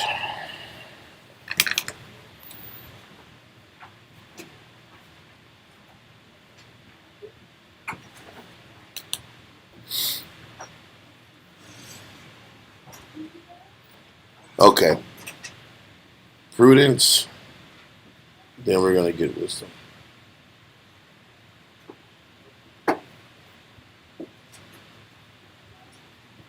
Okay. So we're just going to bounce between these. Read on that verse, sir. You want Ecclesiastes chapter 25? Verse 9. Ecclesiastes chapter 25 and verse 9. Well is him that hath found prudence, and he that speaketh in the ears of them that will hear. So it says, listen, it's a positive thing to have if you found prudence. It's a good thing to have prudence. Okay? Now, let's go and get this. I got the depth for it. Definition. Yeah, what's the depth? What's the depth for it? I was expecting the word definition. He's got the depth. It's better. That's a better way to say it. Prudence implies caution in deliberating and consulting on the most suitable means to accomplish valuable purposes. Right? Mm-hmm. And the exercise of sagacity in discerning and selecting them. Prudence differs from wisdom in this, that prudence implies more caution and reserve than wisdom. Prudence offers more caution and reserve than wisdom. People always say brothers ain't using wisdom. No, brothers are prudent. Because prudent, in order to be prudent, you're more cautious. You're more afraid to lose. You're more afraid of the consequence of your decisions, and that's a prudent thought. It's a smart thought. It's a safe thought. But it's not the thought that gets you closest to the Heavenly Father. So read that last part again. Prudence differs from wisdom in this, that prudence implies more caution and reserve than wisdom? Or is exercised more in foreseeing and avoiding evil? And that's the point. When you're operating in prudence, you're avoiding the cut. You're avoiding the punishment. You're avoiding loss. And if we're going to look at this situation, the people who just comply because they want to do it, they don't have any backbone. They don't believe nothing. There's other people that believe in the scriptures, but they're afraid to lose. And so that second group of people that was voluntarily doing what they were told, but they were out of a fear of a penalty, those people operate with the spirit of prudence. This last point I'll drive it home. Read on. It says, or exercise more in foreseeing and avoiding evil than in devising and executing that which is good. So exactly. So read it from the top. Read not from the top, but it says, Prudence differs from wisdom in that prudence implies more caution and reserve than wisdom, or is exercised more in foreseeing and avoiding evil than in devising and executing that which is good. exactly. So it is sometimes mere caution or circumspection. So once again, this is the safe move, and people that operate in the spirit of prudence, there is intelligence to it, but you can't live your life being afraid of standing up for what's right. You can't live a life just avoiding loss and avoiding evil coming to you. The Most High said that in order you can't please Him without faith, and prudence may not always be faith. It ain't faith, because faith, you're sticking your neck out there. You're sticking your neck out there, and you're taking the risk. You're going to take the risk. This is why I can't say that the people who comply to save their life won't make the kingdom. You can't make extreme statements like that. So would it be safe to say though that the 40 years of the wilderness, that all the children, that 600,000 that was in the wilderness, they took the risk to leave Egypt. Mm-hmm. They were prudent, but only Joshua and Caleb were faithful. Yep. So you could definitely say that, because those were the only two that weren't afraid to keep going. And that was the funny thing is, that was the straw that broke the camel's back from the perspective of the eyes of Heavenly Father. Listen, we had committed idolatry in the wilderness. Mm-hmm. We complained about Moses sent us out here to die. We complained about not having no meat. We tripped and complained the entire time. But what the Most High said, forget y'all going to die out here, is when we had the city, Jerusalem, set up on a silver platter. And we said these giants are too big. It ain't wise to go fight these giants. They outmatch us. They have more people than us. That's not wisdom. Better if we just stay and go back to Egypt. Yep. Or just sit back here and set a campaign to go back to Egypt and just say sorry. Most High was like, if that's the case, y'all gonna die out here. Because you went this far and now you're afraid to finish it out. You don't believe me enough that I will take care of you. And then, hell, even if you die, you're dying so that your children have a place for themselves. So like Christ said, if any man suffer, it's better to suffer for righteousness' sake. Exactly. Than for wickedness. And that's prudence. That's mixed with fear. Because why would a person think prudently? He's saying it, all the word needs to be there. It says, a person with prudence implies more caution and reserve than wisdom, and is exercised more in foreseeing and avoiding evil than in devising and executing that which is good. Now, it's nothing wrong with prudence, but when it comes to your spirit, you only have a handful of times in your life to really execute significant faith. In everyday life, I would say prudence makes sense. In everyday life. But when it comes to sitting back here and having major faith decisions that define your position with the Heavenly Father, then you can't use prudence at that time. Prudence works when it's about Do I want to Bills. go down this neighborhood, drive this neighborhood this time of night? It's not prudent to drive down that street. It's not prudent to go down to that HEB at this time of night. It's prudent to think these things out to avoid evil. But not when it comes to your faith. Not when it comes to your belief. So let's say Luke 9:62. So would it be would this be suitable? Putting your hands to the plow, huh? Mm-hmm. Yeah. Luke chapter 9 verse 62. Luke chapter 9 and verse 62. And Yahushua said unto him, no man, having put his hand to the plow and looking back. So why would I look back? Because I look back because I'm not sure if this is going to work. True. I'm not sure if this is going to sustain me. I'm not sure if this is the answer. Me doing this work right here that I'm doing for Christ. This looks like too much risk involved. Yes, sir. I would would be looking back because those are the things you've seen. Yeah. That's what you've experienced. What's ahead of you and forward, I had no clue. Yeah, it's unknown. But I know where I came from and I know how to navigate from where I'm comfortable with. Yep. Go ahead. And so looking back is fit for the kingdom So of the Most High. So is the kingdom of heaven going to be full of faithful people or prudent people? So it sounds like the kingdom of heaven is not full of prudent people, but faithful people. Con. The prudent make the decision to say, well, I got to make a better play. You know, I'm not sure how this is going to turn out for me, so I got to go back to what I'm used to. But that's not going. The kingdom is not going to be full of those individuals. It's going to be full of those individuals that that are faithful. That means that they weren't sure how this is going to work out, but they continued anyway. Because look how many people have gotten this truth and bailed out. How many people have come and gone in this truth, in this knowledge? A lot. Many more have left that are still around. Yeah.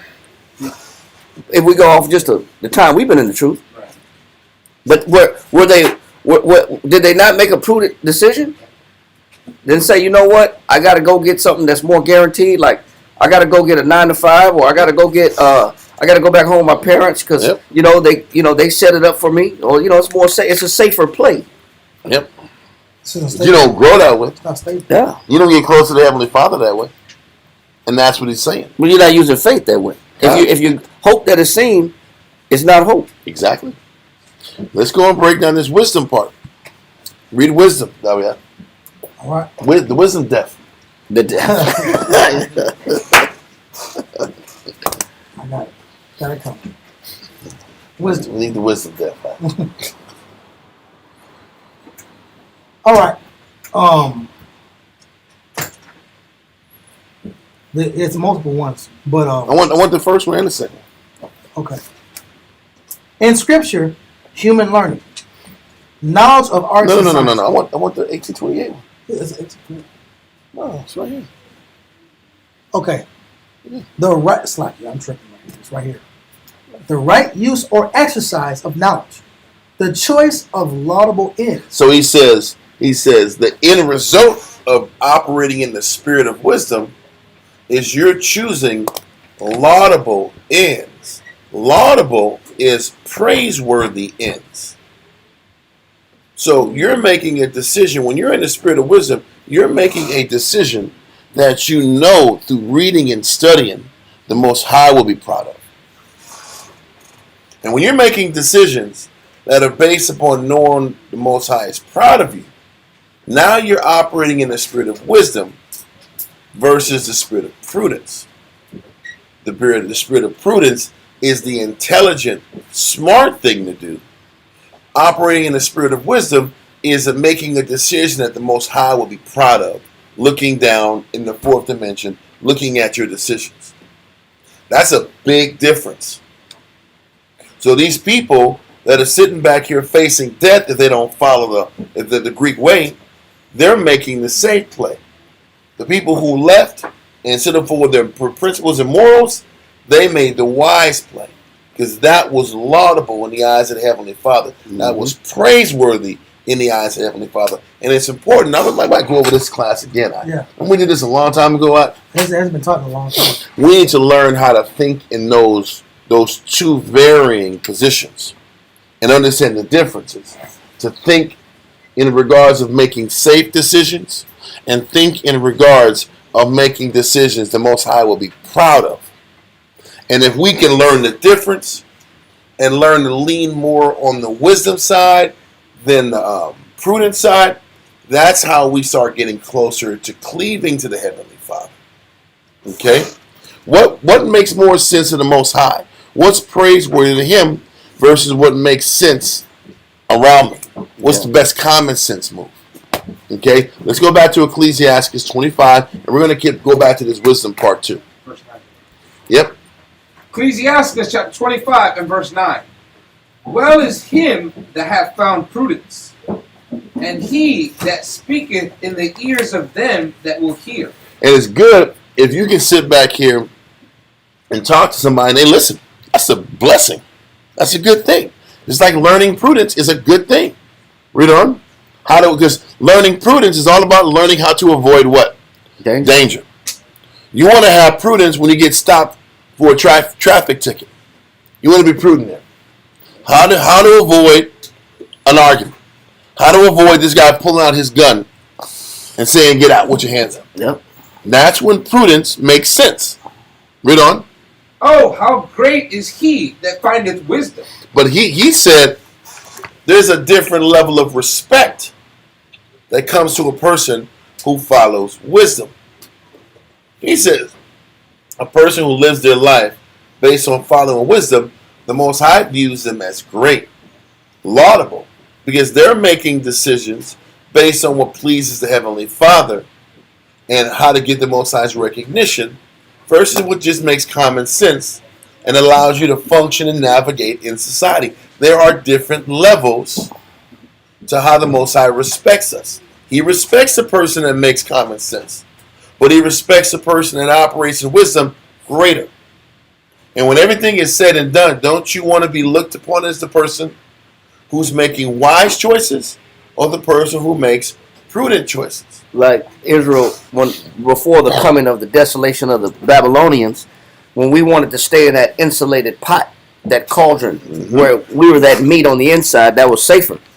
But the Most High was going to break the pot anyway. He was going to break what we constitute as safe. He's going to break the safe play. So if we stay insulated and stay protected and figure, you know what, I'm not going to take risks because these risks, might be my downfall. What happens when the Most High destroys what you considered the safe play? And now you're exposed now. Now you're exposed as unfaithful. It's no different than what in banking they have low yield stocks or low yield investments, and then you have high risk investments. High risk investments are like cryptocurrencies and things that you could win big, but you could also lose big. It's on both sides. It's on both sides. A low yield is a safe play. It's a savings account. A savings account is a low yield account. U.S. bonds. U.S. bonds. These things are low yield because it's safer, but your money is only earning interest at about 3%, if that. Maybe 1.5 to 3%, maybe 3.5 at the best. So it would take you 50 years to double your money or triple your money. It would take you 50 years. That's a safer play, but with inflation, you take that safer play with the cost of things naturally going up. You can't outpace. You just destroyed and ate up that 3.5%. Come on. Inflation ate that 3.5%. Right. So now you're breaking even 25 years later, even though you've invested on a lower, slower, riskier investment, versus say, if I did take a little bit of a bigger risk and do some municipal bonds or something that may yield at 9% or something like that. Yeah, I may run the risk of losing big, but if I look at how long it took me to double my money, it didn't take me that long. I was able to double my money in 10 years versus wait 20, 30, 40, 50 years. They say a home purchase is a person's biggest investment, buying a home. And that's with the hope that the home increases value. Now what happens when the home depreciates in value and you got all your eggs in one basket? and then you put your whole life in buying this house, and then the value of the house go down that you took 30 years to pay off, and taxation, property tax went up to 15%. Now you just lost your total investment. And when you're serving the Lord, it's no different than banking. It takes an investment.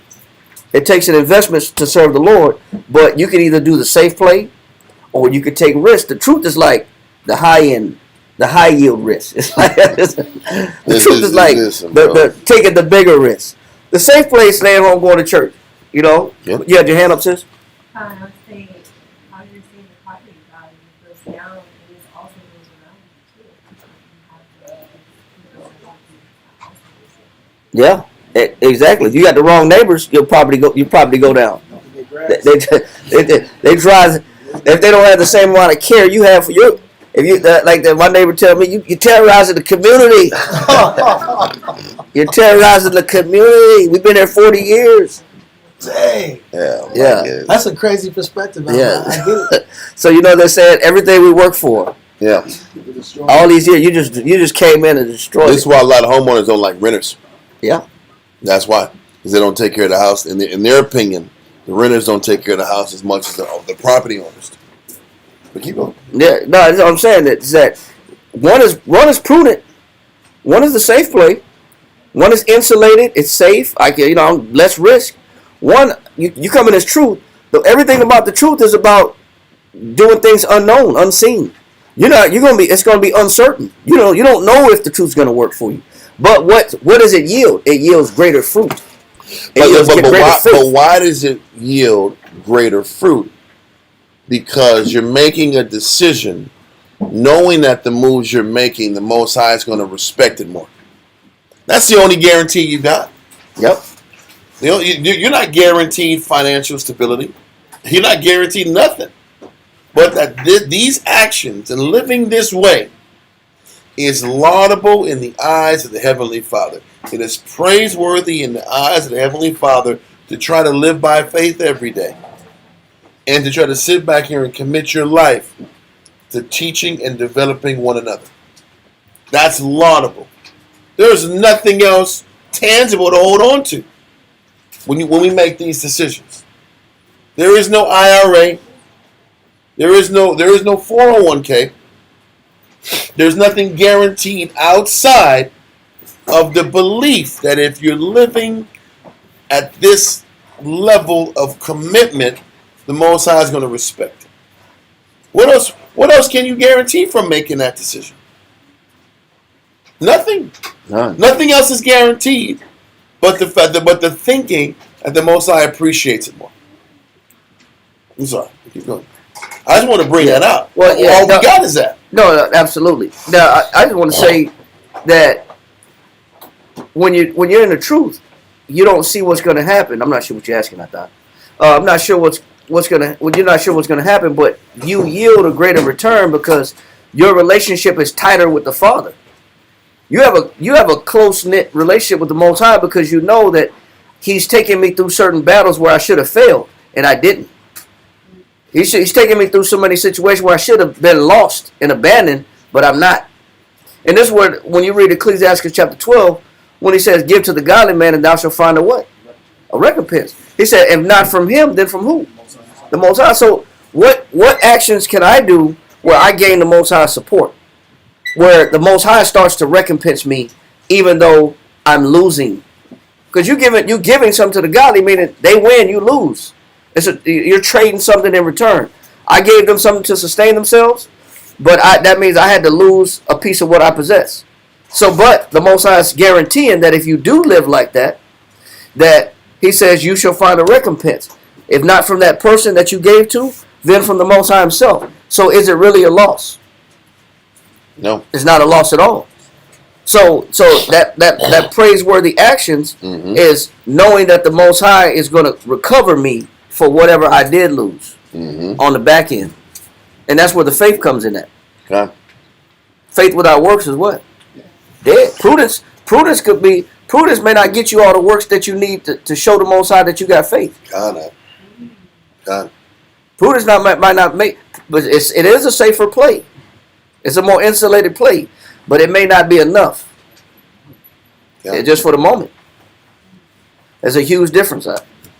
Don't forget, he says the righteous shall scarcely be saved. Yep. So the ones who operate and live off of wisdom shall barely make it. Barely make it, bro. That's why you don't want to sit back here and leave it up to Did decisions. I do enough? You don't want to sit back here and like in sports. You don't want to leave it up for the refs to make the decision for the game. Right? Yeah. True. You want to sit back here and make it without a shadow of a doubt that you put the work in to win or to succeed. Yep. So let's continue in Ecclesiastes 25, read verse 9 again down. Ecclesiastes chapter 25 and verse 9. Well is him that hath found prudence, and he that speaketh in the ears of them that will hear. Oh, how great is he that findeth wisdom! Yet is there none above him that feareth the Most High. Okay. Read on. But the love of the Most High passeth all things for illumination. He that holdeth it, whereto shall he be likened? God. Read on. The fear of the Lord is in the beginning of his love, and faith is the beginning of cleaving unto him. So faith is the beginning of cleaving onto the Most High. And when we cleave, we show that love. He's just letting us know in this chapter how there's different levels of getting close to the Heavenly Father. There's different levels of showing our appreciation and respect towards the Heavenly Father. And the more we sit back here and give more, the more we'll get back, and the more better chance we have at the end to receive salvation. We're going to look at these men in the Josephus, these families who chose to eat the swine and not honor the Sabbath day, knowing it was wrong, but just to survive, versus the people that made the risk of leaving and living on the run. Some of them died, some of them survived and came back. How do you know? How do they know the people who played it cool and played it prudent wouldn't survive themselves? How would they know? Unless you tried. You wouldn't know. And if you died, you don't think the Most High would have considered that as being great works and respectable in his eyes? But once again, how many of us are really about living this word? Versus just cosplaying like we always talk about. We can play ritual and routine, or we can live it. So, let all that go. Let's go back to the Josephus and read, he also appointed overseers, which is right above what we just read. You have that? You're in Josephus' book. Let me go back to the It was 12, book 12, chapter 5, The end of 4. paragraph 4, Okay, it line said, 255. what part you said? He also appointed overseers. Line 254. Okay. Wait. Yes. Yeah, you read 254 again. All right, line 254. He also commanded him not to circumcise their sons, and threatened to punish any that should be found to have transgressed his injunction. He also appointed overseers, who should compel them to do what he commanded. And indeed, many Jews there were who complied with the king's commandment, either voluntarily or out of fear of the penalty that he denounced. But the best men and those of noblest soul did not regard him. So they didn't regard the order. The best of us had enough faith to face our fear, stand up for what was right, and disregard the mandates. Read on. But did pay a greater respect to the customs of their country, that concern as to the punishment which he threatened to the disobedient. On which account... Read it again from the top. Read that part. Not the top, but did pay a greater respect. But did pay a greater respect to the customs of their country than concern as to the punishment which he threatened to the disobedient. Yeah, what they're saying is, listen, they respected serving the Most High and standing on those principles greater than the real reality that they could die for not complying. And that dynamic is something that we could be facing sooner than later. Are we going to choose what's right at the risk of losing everything? Continue. What happens when they deport American citizens to supermax prisons? You know, Alcatraz. You know, because Trump open up Alcatraz and open up Guantanamo Bay, keeping that going, or keeping a supermax prison going in El Salvador. You know how many atrocities happened in Guantanamo Bay? How much negative the officers and guards were doing to prisoners? I'm talking about like some real negative things. And they were taking pictures of it, videos of it, and laughing about it. You don't want to go to Guantanamo. And then if you do, like I said, are you going to deal with the consequences of going to that place? For righteousness' sake. Those are real questions each and every one of us will be having to decide sooner than later. Read on. On which account they every day underwent great miseries and bitter torments. So it's not like in the movies, where you sit back here and you make an honorable decision and you immediately see these good results coming through when you make when you do things like this. No, they sat back here, made the right decision, and every day underwent great miseries and bitter torments. That makes the decision even realer.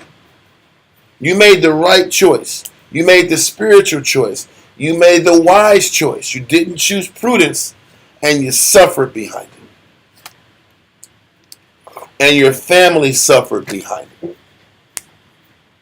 And there's a great chance that the family died. There's a story we're going to read about in Maccabees 6, that a woman chose to circumcise her sons. And they took her, punished her, tortured her, and threw the babies over a 40-foot wall. Because the temple walls were 40 feet high. They threw them over the wall. So then you're sitting back here with no children, asking yourself, was this still the right move to make? Or you're going to live with regret. I shouldn't have done it. You can't do this. You have to know when you make that decision.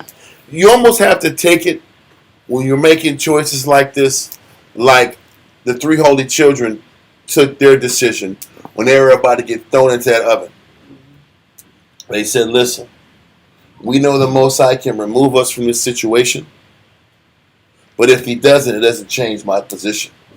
If he chooses not to relieve us out of this oven, we're not budging, and we will gladly die for keeping our principles and morals with the Heavenly Father.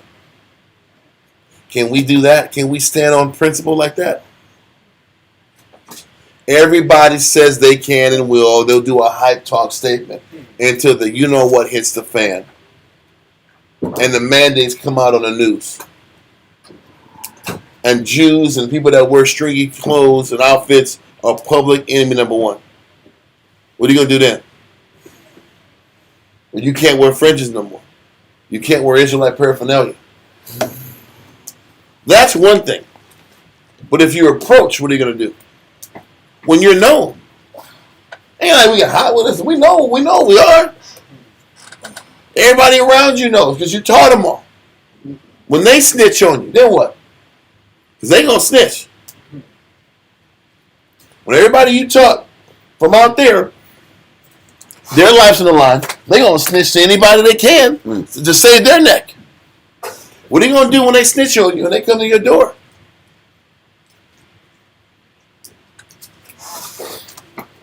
You going to be prudent? We the prudence! We bouncing your head at. Can I put one scripture? Yeah. Revelation 12:11.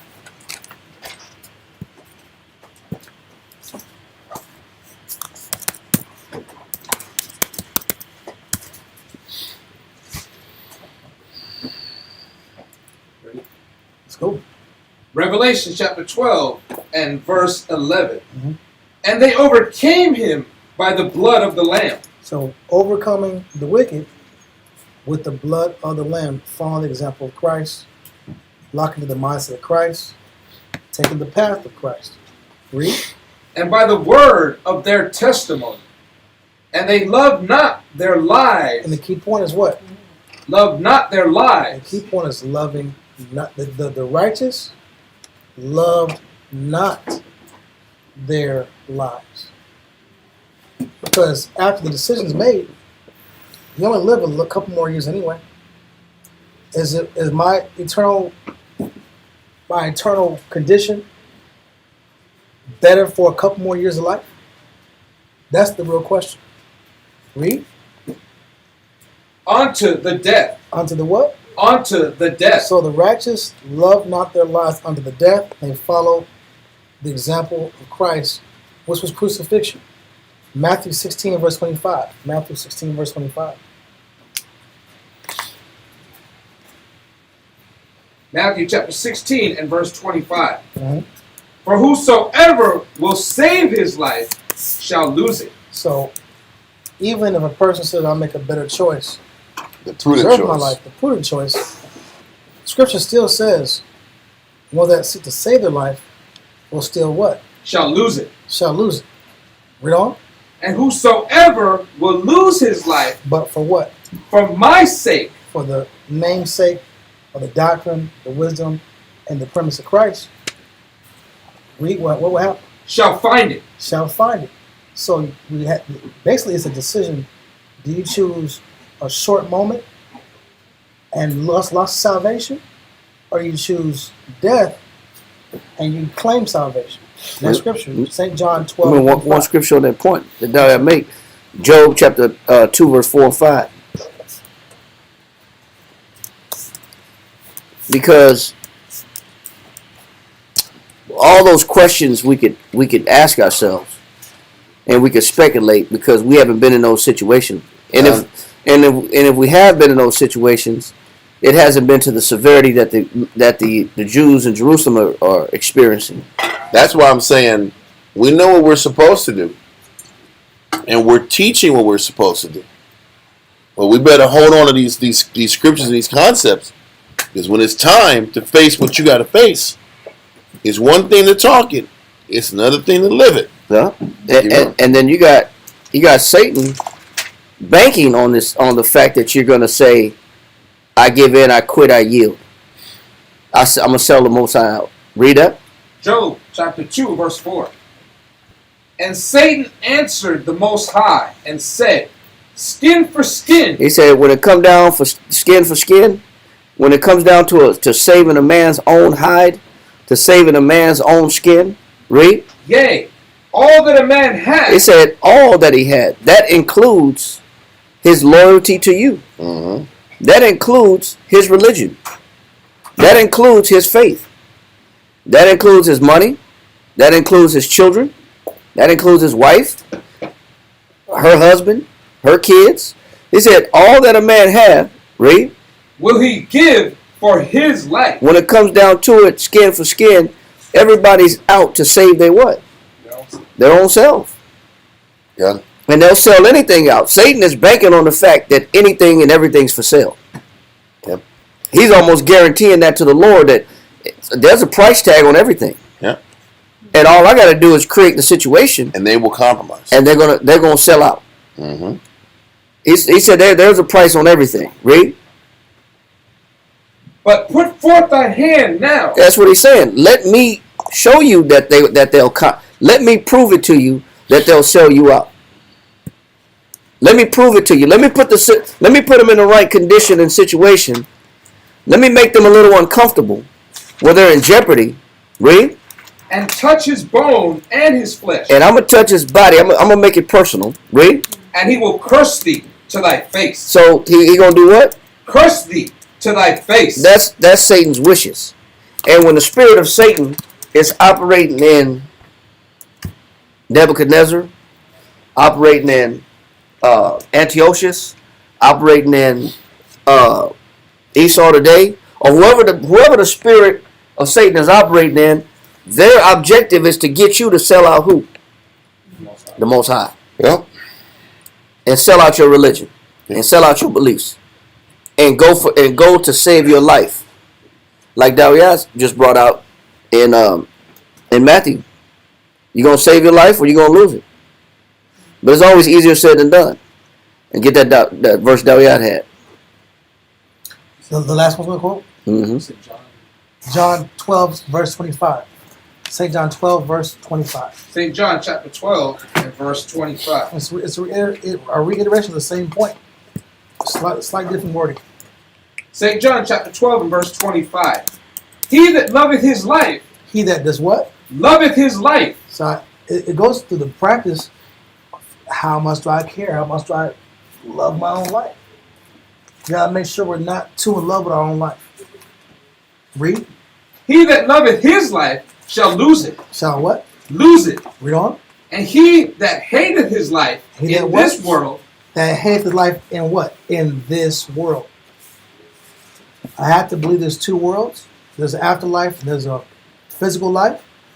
And I can't be too invested and too in love and too caught up into my current state of life. And you got to teach your family that too. It's one thing for you to study and read to come to those grips. Listen, Scripture says every man has to be convinced in his what? Oh my. In his own mind. It's one thing for you to believe it. Does your wife believe it? Do your children follow you enough to believe it? That's another thing too. This is not an easy situation, an easy subject, an easy reality to face. But if we think we can just escape in the woods and escape all this disaster where we have another thing coming, that ain't the case. Where's the lesson? Where is the spiritual lesson? Where is the faith? If all we got to do is just sit back and hide and be the Wolverines out in Red Dawn, just hide in the mountains, just escape any type of judgment. That's the hope, because there'll be some people that are going to make it. But in the day, you don't know what your lot's going to be. Everybody has a lot. And we have to prepare. We're better off preparing for the worst. Yep. And then who's going to be here to sit back and bring in the people who need help? Yeah. Listen, who's going to be the inspiration to get people to fight and be strong?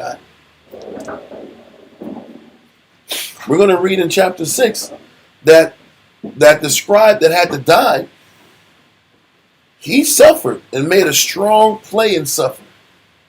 But his death gave us courage to fight.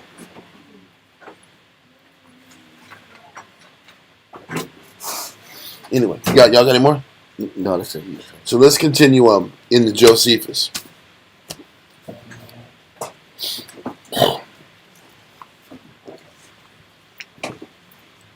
Josephus, yeah. Just read read and indeed many Jews. Line 255.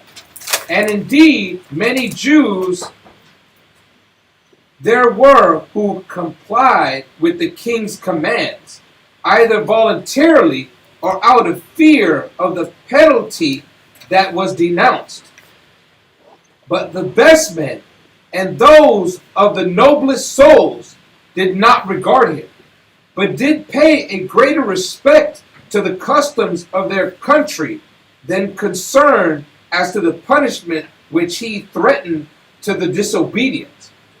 On which account they every day underwent Yes. great miseries and bitter torments. That's the crazy thing is, I guess I'm slowing down on this point because a lot of times we're religious in our thinking, and we make decisions because we make a choice to cleave to the Most High. Everything's going to be okay. A lot of times you can make the choice to cleave to the Most High, and you're still going to have to face the torture, and you're still going to have to face the misery. So we need to make sure that we're not fluffing this up and making this like this some movie. A lot of times, making the honorable stance, there is punishment that comes from making the honorable, virtuous stance. There's misery that comes behind making the right choice. So as long as we're clear with that, we can move forward a lot easier. Read on. For they were whipped with rods, and their bodies were torn to pieces. Whipped with, I would imagine, metal rods.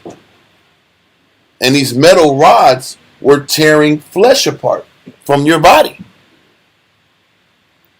Read on. And were crucified while they were still alive and breathed. Read on. They also strangled those women and their sons whom they had circumcised. You're strangling infants. Infants were being strangled out. This isn't going to be something easy to stomach. Infants being strangled, women being strangled out in public.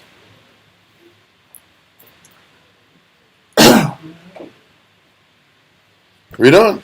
As the king had appointed, hanging their sons about their necks as they were upon the crosses. Listen, hanging people, mass hangings, stranglings, just murders going left and right at. Listen, I'm not going to act like I can imagine the level of fear that's going to be everywhere. This is the anticipation of the worst that's about to happen. The fear of the worst that can happen to my family. And if we act like we're tough guys, we're lying. But when we make a decision to serve the Most High, like Daliah says, we have to understand it's not about this life. And we have to be ready to move past this life. And accept that this life and what I got going on now, it don't matter right now. And that there's something greater waiting for us on the other side. If you can't get past the inevitability of the now, you'll never get past this fear. And you'll be compromised. Even Peter denied Christ 3 times before the cock crowed. Yep. Listen. And those guys were mighty. Yeah. And those guys were mighty. Christ said these are the guys going to be judging the 12 tribes of Israel. He said, no, I ain't one of them dudes. I ain't one of those dudes. I don't know him. I don't know Christ. I don't know. I told you I don't know him. I tell you, get your hand out of my pocket. Yeah. Get like, back away. I don't know nothing. Yeah. You got He said, I can tell by your accent. No. No, see. You got it mistaken, see. Yeah. This is what they knew. I went to school there. I went to school over there. I didn't live there. I wasn't born there. It's not a Galilean. I just educated there. Because at the time, they didn't want to sit back and deal with that crucifixion either. No, they didn't. So if they can be susceptible to that fear, let's not act like we can.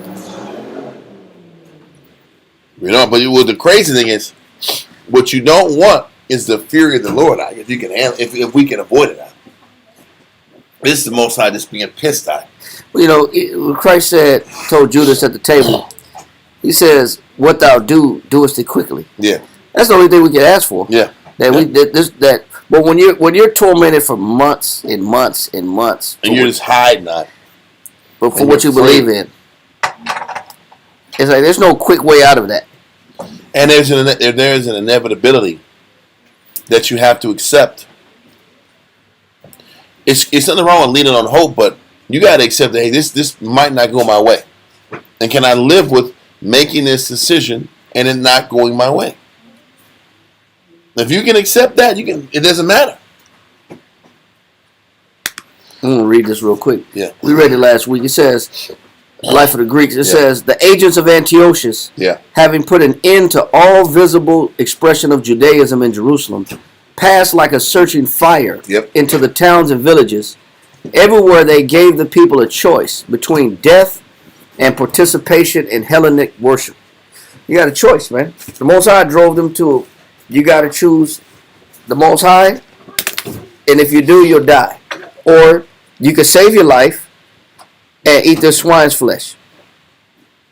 And you can defy your customs. The swine's flesh is in that same book.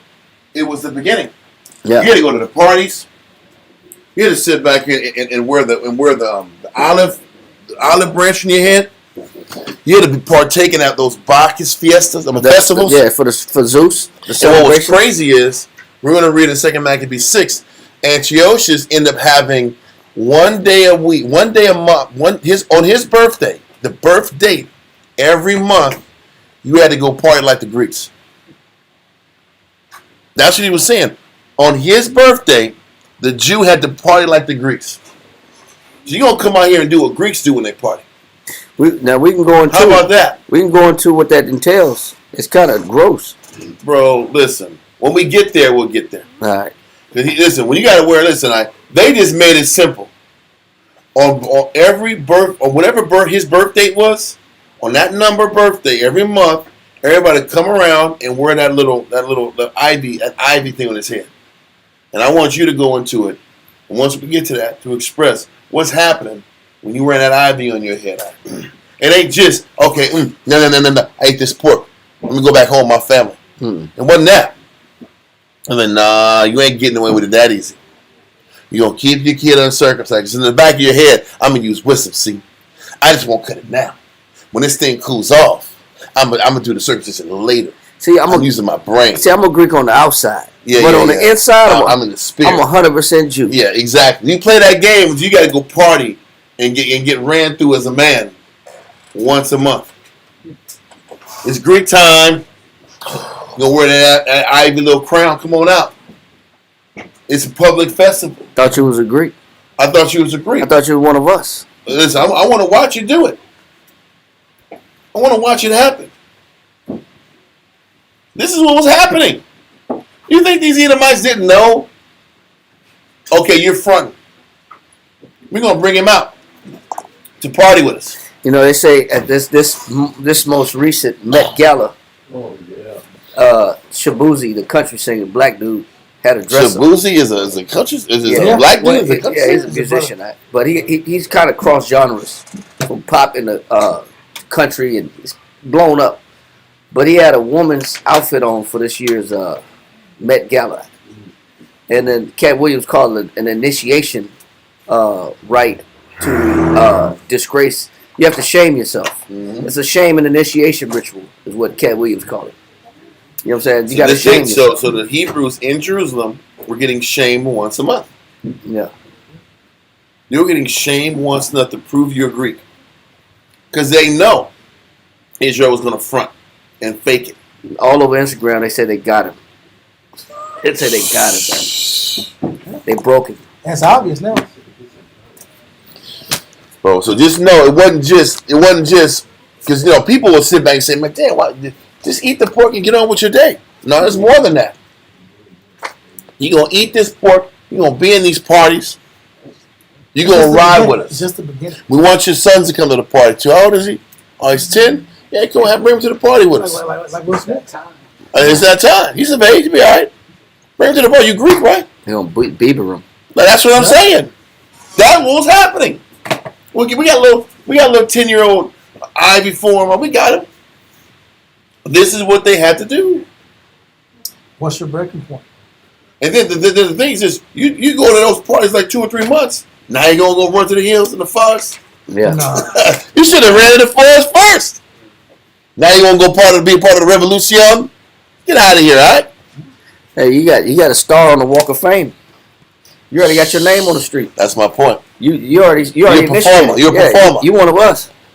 You're accepted. Yeah. That's Bro. the cost of acceptance. God. So let's continue into Josephus. It's crazy, all right? And if there were any sacred book of the law found, it was destroyed.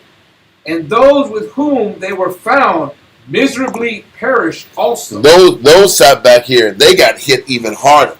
If you had the Bible in your possession, they were punished even at a higher level. Okay, so now from there, we're going to read paragraph 5.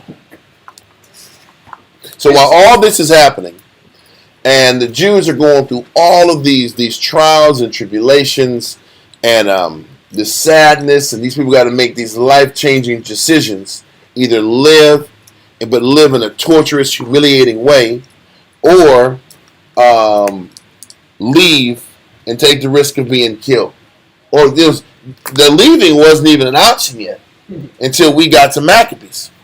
So Judas came in, his father Mattathias. So now they're going to be in Jerusalem, suffering one way or the other. Okay, suffering for standing up for what's right, or suffering by conforming. Don't forget, those closed doors, those gates work both ways. You can't get out either. You think they're going to let you out?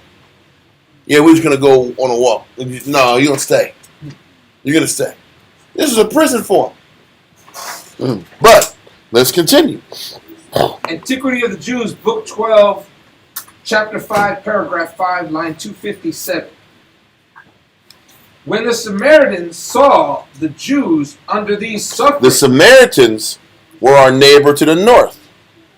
They were non-Israelites that the Assyrian Empire sent over there many years ago. They were taught a bastardized version of the law by the priests of the northern kingdom that were not Levites. So these people that were priests that were ordained from the time of Jeroboam on, these priests had a bastardized idea of what the Bible was and the law was. That was translated and taught to these Samaritan people north of us. And wasn't Shechem in Samaria also? Shechem was one of the major cities, and Mount Gerizim was in Shechem, which was the scene of their bastardized temple that Levites that were with us left to go to there to do their bastardized teaching of the Bible. Okay, so when the Samaritans heard about all the suffering of the Jews, read on. they no longer confessed that they were of their kindred. There we go.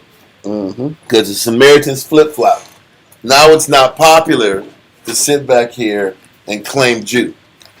So I said, we're no Jew. We don't do Jew stuff. We're not Jews. Read on. Nor that the temple on Mount Gerizim belonged to the Almighty Power. So before they said this was a temple of the Most High, and the Levites constructed it. The rogue Levites constructed the temple at Mount Gerizim just like the temple of Jerusalem. And Sanballat, which was the governor, said, listen, man, we're going to make it. You can sit back and serve the Most High. Just don't get rid of my daughter. It'll be just like the temple in Jerusalem. So when they made it, it was under the idea that we're going to make it like Jerusalem. Now they're saying this Jerusalem isn't, this Mount Gerizim, this temple isn't even dedicated to the Heavenly Father. Wow. This is dedicated to Zeus. They switched to that level because when you read it in 2 Maccabees 6, this is what the person is telling the Israelites in Jerusalem, that they need to mimic their temple like the temple that's in Mount Gerizim. So this literally leads you right into 2 Maccabees 6 and 1. So read on. This was according to their nature, as we have already shown. And this is Josephus again saying the Samaritans have a history of flip-flopping, switching, turncoating. Like, I have it written up. I'm not sure if I want to go into it or not. But remember when Alexander brought his troops into Jerusalem and saw that they saluted them and the people were in white, the priests were in purple, and Alexander said, I saw this in my dream. I respect y'all. Thank y'all for bringing me in and treating me. Then all of a sudden the Samaritans said, we're Jews too. The Samaritans said, me too. We serve the same God that they serve. And whatever you need, we're here to support you. They flip-flop on the right-hand side when we were on the uprise. Now we're on the low. They say we're not a part of them. We're a different nation of people. Okay? Read on. And they now said that they were a colony of the Medes and Persians. They said, listen, we came from Media and Persia. See that? And that's actually where they Probably are. told the truth. Right? They're telling the truth. They're keeping it real now. Our people came from Media and Persia. That's our ancestors. Our ancestors are not Hebrews. Our ancestors are not Israelites. Okay? So just so y'all know, even those people that are in there in the Persian Gulf, they came from Media and Persia. They're not Jews. And they're not even Arabs. Those Palestinians. But that's why the Palestinians aren't backed by any of these Arab nations. Because they're referred to as wanderers and nomads that have no nation, have no people. That's how the rest of the Arab world looks at the Palestinians. That's why they haven't even said a war. Listen, they know that the Palestinians are getting screwed over. But they're not setting no jihad up. If that was Lebanon, there'd be a jihad now. There's no jihad. How come? Because they look down on the Palestinians in the Arab world. They don't respect them that way. Those Palestinians are these Samaritans. Did always stay? Did always stay in the land? They stayed there the whole time. I'm not saying other people didn't come in either, but they never left. So let's continue. And indeed, they were a colony of theirs. So they sent ambassadors to Antiochus, and an epistle, whose contents are these: to King Antiochus the god, Epiphanes, a memorial from the Sidonians, who live at Shechem. Okay. Our forefathers, upon certain frequent plagues, and as following a certain ancient superstition, had a custom of observing that day, which by the Jews is called the Sabbath. He says, at one time, we did follow the Sabbath, and the only reason we followed the Sabbath is because our people were experiencing plagues. Remember those plagues? Those plagues were what? Lions eating them and killing them. He said, because we were getting eaten by lions, we're sitting back here now and have to follow this blasted Sabbath thing. Read on. And when they had erected a temple at mountain called Gerizim. So they're saying that we erected a temple at Gerizim, which we did. But it was financed by Sanballat, okay, who authorized it by Alex. They came to Alexander and asked Alexander if it was cool. He said cool.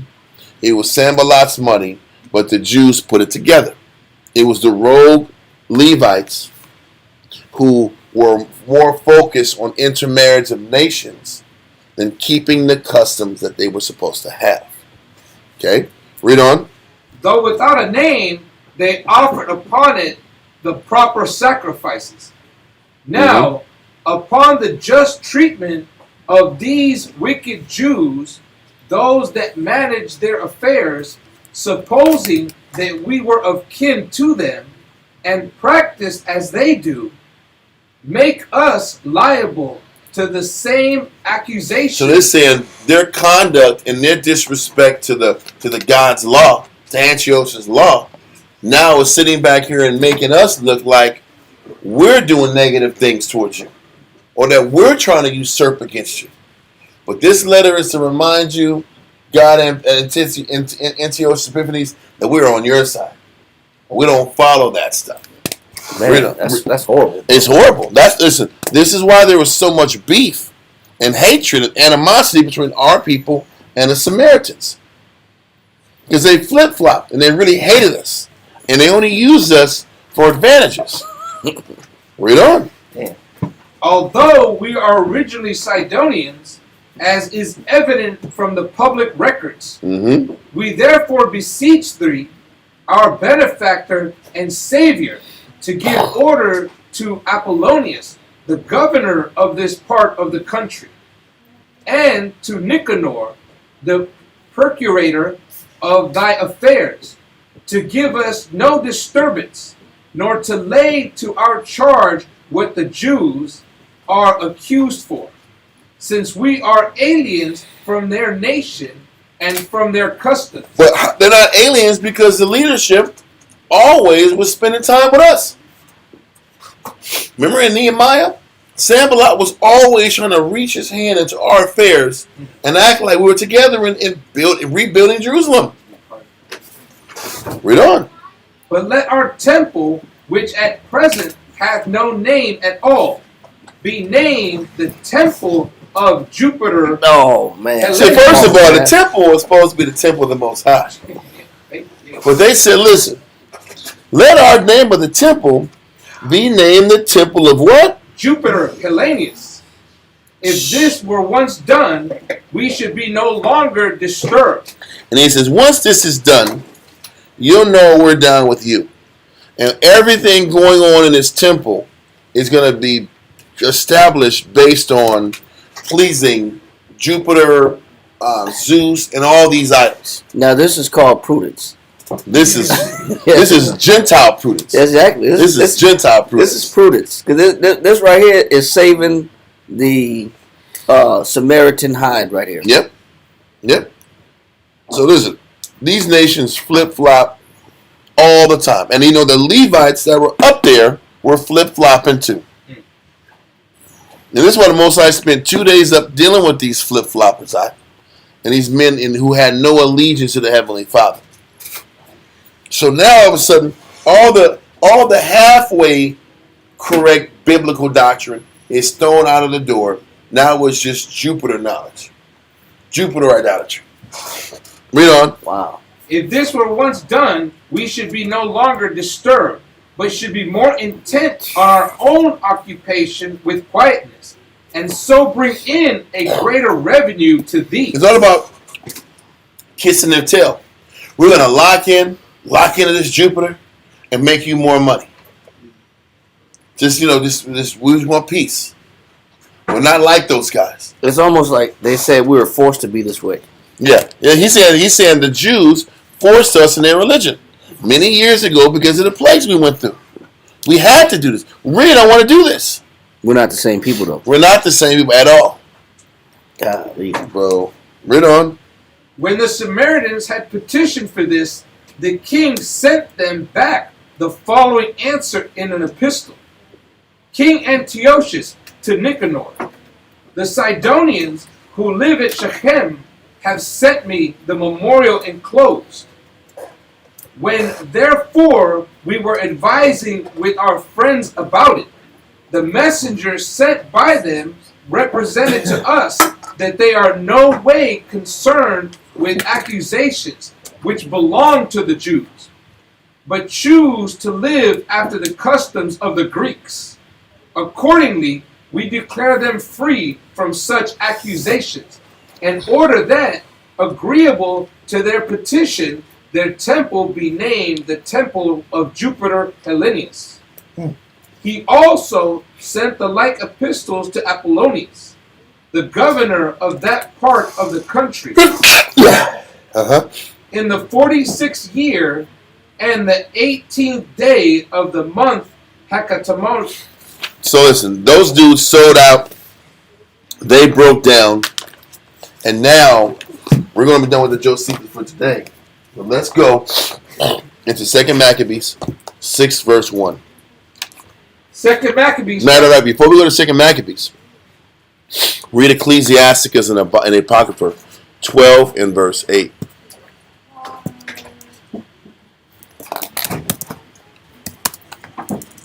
Ecclesiasticus chapter 12 and verse 8. Mm-hmm. Read that.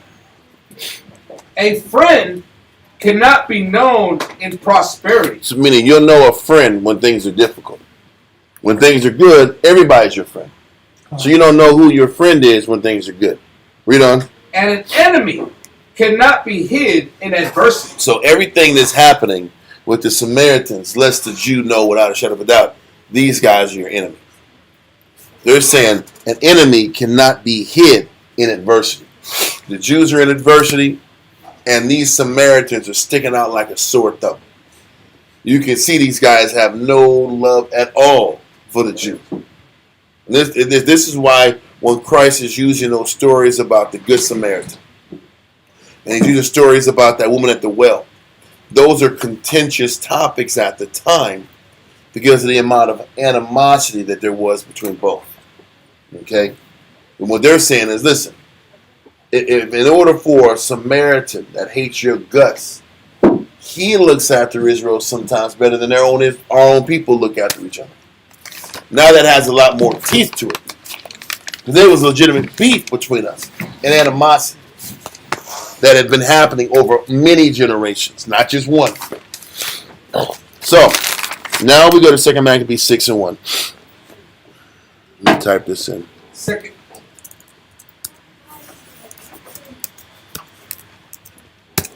Let's read that. 2 Maccabees chapter 6 and verse 1. Not long after this, the king sent an old man of Athens to compel the Jews to depart from the laws of their fathers, and not to live after the laws of the Most High. So they brought an old Edomite from Greece to try to sit back here and talk to the Jews about what is it going to take to convince you guys to follow the Greek way. This was a all systems go movement going on after that first phase of Antiochus coming in here and taking the money, defiling the temple, leaving, and the next generation coming in here and just killing people. Because you know what the problem is? Obviously, they were killing and killing and killing, and they still weren't listening.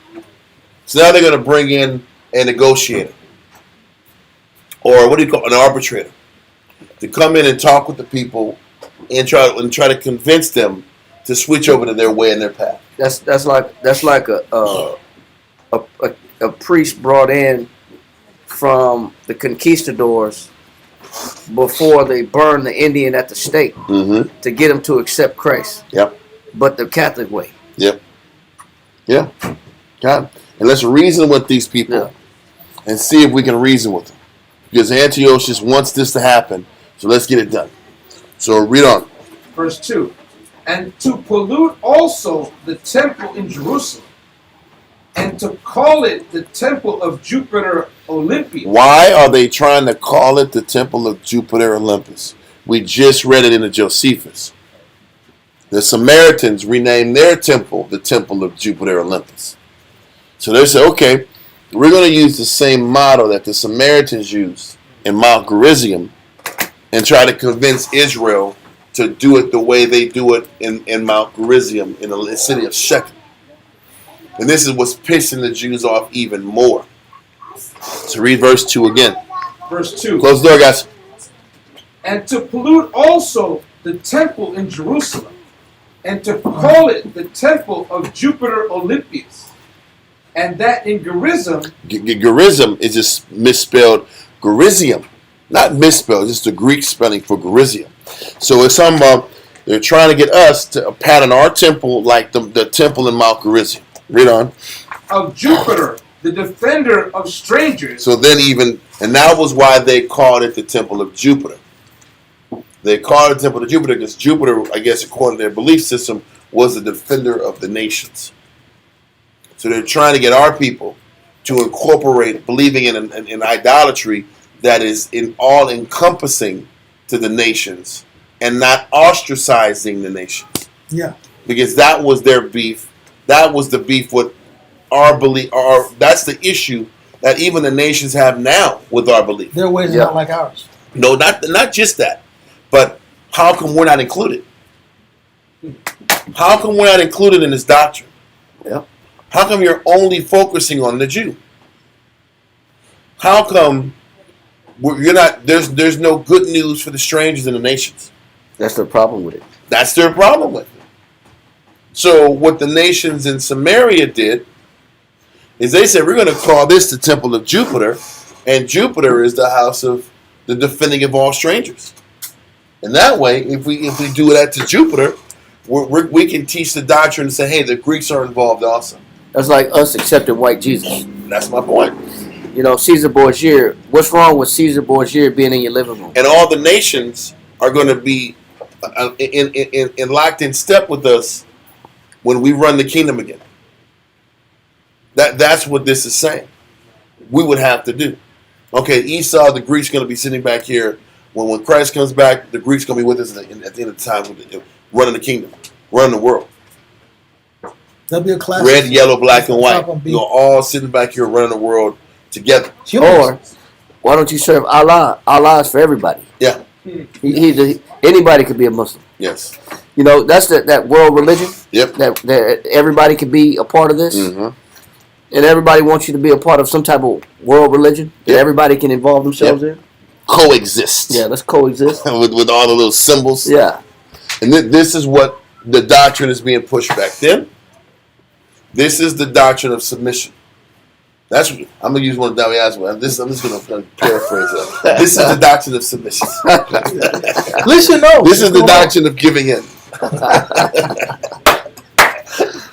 Read verse 2 again. The doctrine of submission. Verse 2. Verse 2. and to pollute also the temple in Jerusalem, and to call it the temple of Jupiter Olympius. The doctrine of submission. Getting people to still. They're trying to get us to submit to a world religion in Jerusalem. Can't do it. Like they were doing in Shechem, pushing a world religion. Read on.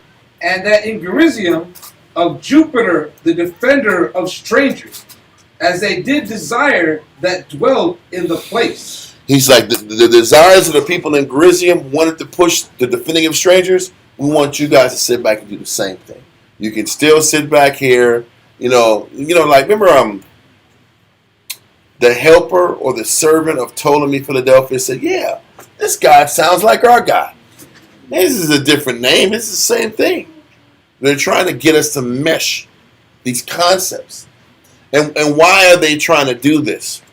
Because if I can get them to buy into this belief, let me give them religion for a religion. Instead of just forcing them to stop doing what they're doing. Let's give them a vanilla version of what they're already doing, so it's easier to control the populace and control the people. Water it down. But I'm watering the religion down. Then I can pacify the people. Then I can still give Antiochus what he wants. But who gave them the idea? The Samaritans gave them the idea with their submission. Yep. And with their application of running their kingdom that way, it gave them the idea. Let's do this and bring it back down to the Jews and see how they take this. Does that make sense? It's crazy how Josephus was breaking this information and it ties right into the Maccabees. Literally right in. Okay. Continue. Verse 3. The coming in of this mischief was sore and grievous to the people. I mean, the receiving and the acceptance of this was grievous to them. They don't want to hear this crap out. They don't want to sit back here and follow suit and follow the Samaritan religion and follow the Samaritan way. That was highly offensive. Our enemies, the ones that are half-stepping Israelites anyway, they're fakers and they're liars. And don't forget, in the Josephus, it says every Israelite that didn't agree with the judgment that was established in Jerusalem fled to Shechem. So we got to sit back here and lock into these rogue Israelite standard? Forget this. Hold this and go to St. John 4:9.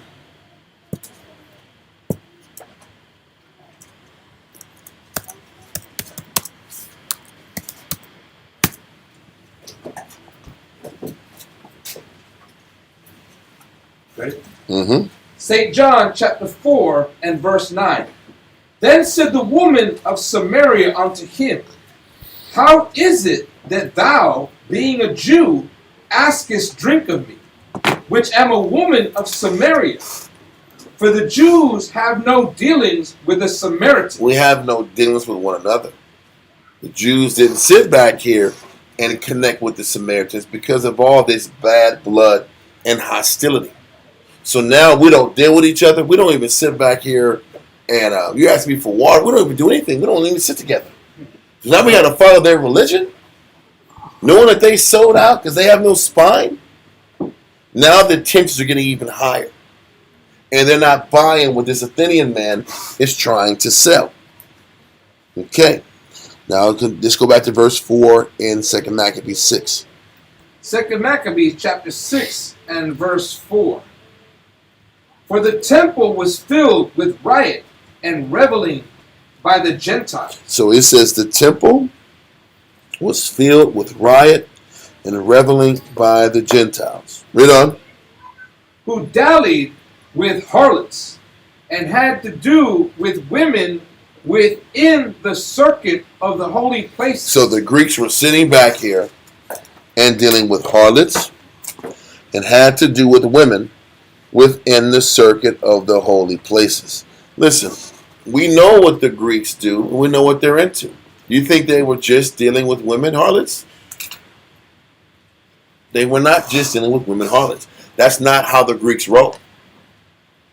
Like Shabbat pointed out in all them little Greek books. He says, listen, the courtesans were like the female prostitutes, but the courtesans got the second most attention in the kingdom. Yeah. Well, who got the most attention? They complained. The courtesans, the most elite, highest paid group was called the heteri. They would complain that they were being outsold and outdone and outchosen and outpicked by the little boys of Greece.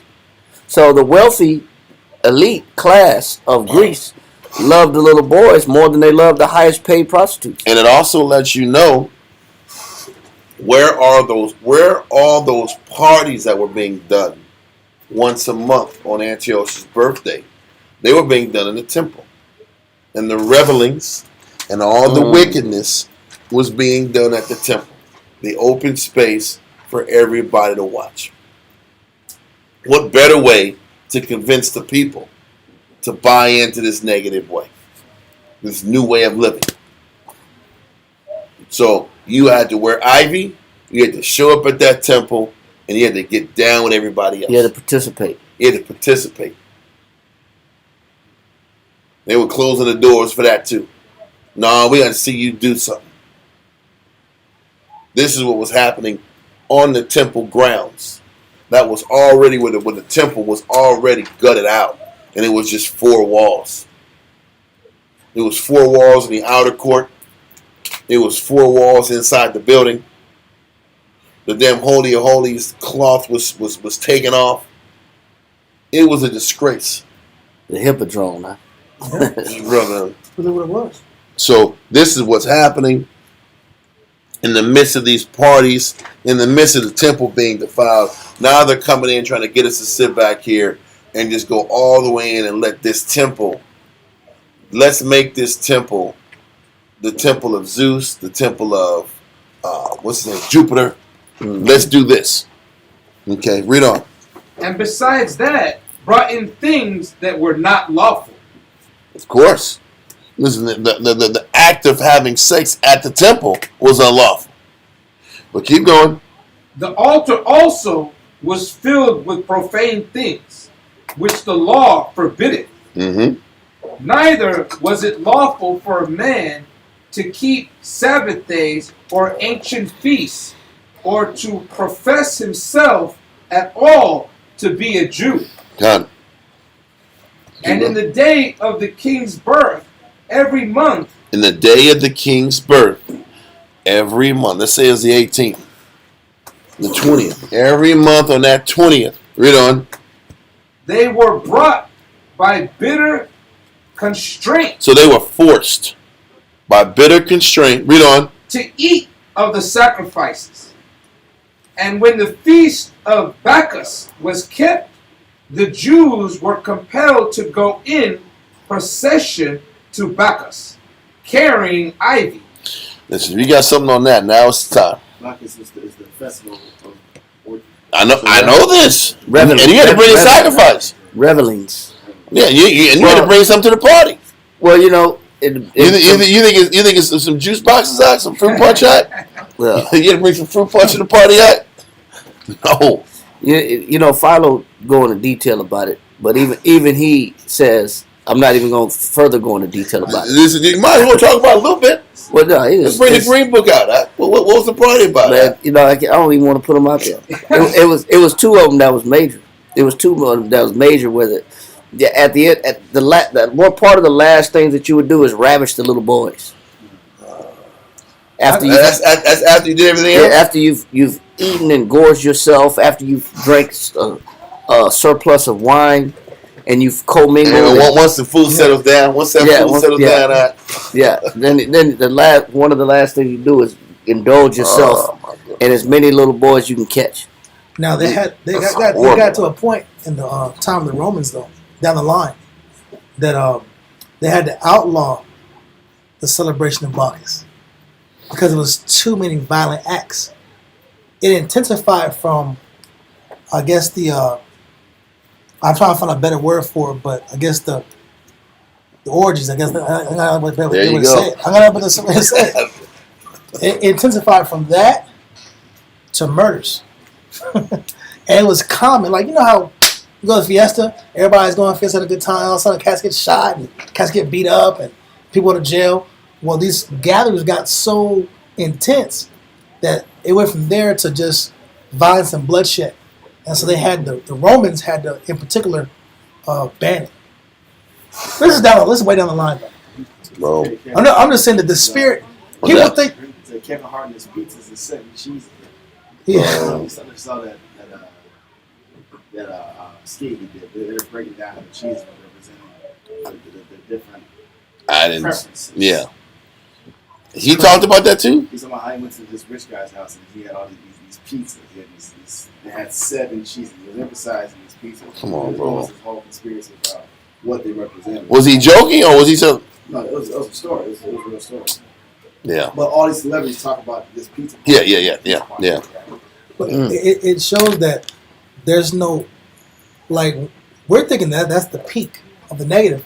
Yeah. But the negative just intensifies more and more. Hey, I almost think its own separate subject. Yeah. Because it's pretty intense, bro. Yeah. What I'm trying to say is this is part, though, of them being held by constraint. It wasn't just you got to sit back and eat pork. That's all I'm trying to say. It wasn't just about eating pork and that was you just get to go home and throw it up. No. Nah, bro. You're going to eat this pork. You're going to drink this wine. You're going to do what we do once a month. And we're going to monitor it. Yeah, stay Greek. Yeah. You're going to stay Greek and you're going to bring your family into this Greek way. Or you got to live with the fact that you took it to another level. That's why a lot of these guys can't handle the business in the industry. Because they do it and they can't handle the fact that what happened to them. And they get weird, they get crazy. And the drugs aren't enough. And the drugs aren't enough. Because there's drugs that clear your conscience for a temporary period of time. And there's, you know what, this drug is just not doing it for me, bro. It's like, oh, he's ruined his life. Why are they on drugs? Well, there's a reason, bro. I know. The drugs do have a purpose. Yeah. So, this is what's happening. So, let's get to verse... Let's go to 7 again. 2 Maccabees chapter 6 and verse 7. And the day of the king's birth, every month, they were brought by bitter constraint to eat of the sacrifice. Let me bring just one point. Thank you. I was waiting for you to bring it out. I was like, what are you holding it for? Let's bring just one little What you piece. bringing it for? This is page 90 in Philo. It There we says, go. such are the festivals of those who call themselves happy men. Now, you know,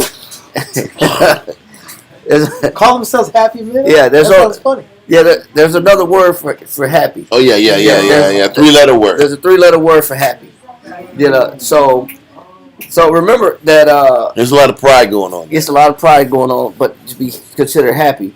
But remember, Philo grew up in Alexandria, which was a massive Greek civilization outside of Greece. He said, such are the festivals of those who call themselves happy men.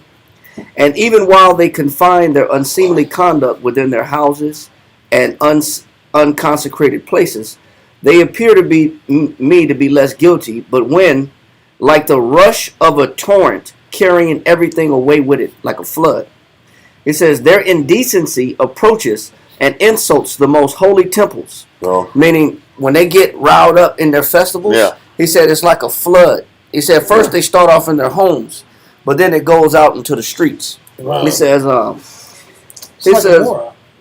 it says, approaches and insults the most holy temples. It immediately overtaxes all that there is sacred in them, performing unhallowed sacrifices, offering victims which ought not to be sacrificed, and prayers such as should never be accomplished, celebrating impious mysteries and profane rites, and displaying a bastard piety and an adulterated holiness and impure purity, of falsified truth, and a debauched service to God.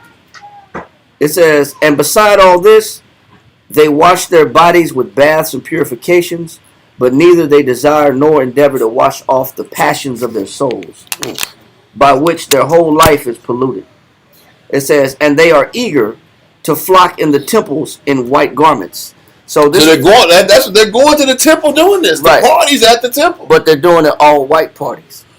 Classics. You know what I'm saying? So that's the even though they're wearing white, as which symbolizes purity and righteousness, all their actions are completely opposite of the color that they're wearing.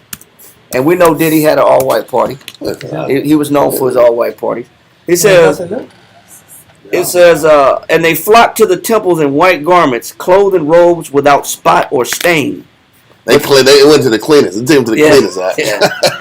It says, but they feel no shame at bringing a polluted mind up to the very inmost shrine. And if any one of these beasts to be sacrificed is found to be not perfect and entire, is driven out of the sacred precincts and is allowed not to be brought to the altar, even though all these corporeal imperfections are quite involuntary on its part. So it's just showing you how the Greeks were known for celebrating as if they're holy and doing these practices, prayers, all these different things, these rituals that they would do. The rituals were foul, and he doesn't like to get into too much detail. There's another 2 festivals that he goes in a little bit more detail, but it's a longer read. But I just want to read this because it's shorter. But he just shows you how they put on this all white like they're glorious and there's no stains on them. He said, but all of their actions are impious and it's filthy. So it just shows you nothing changes. There's nothing new under the sun. Nothing changes, and what they're doing is they're leading us with constraint to these parties. Yes. They're forcing us to participate in these parties. Yes. So let's go now. Let me see. Read verse 7. I had a question. What's that? When it says they're constraining, what's the difference between they were forcing the Israelites to participate versus they're just killing things? That's the point. Meaning you couldn't miss the party.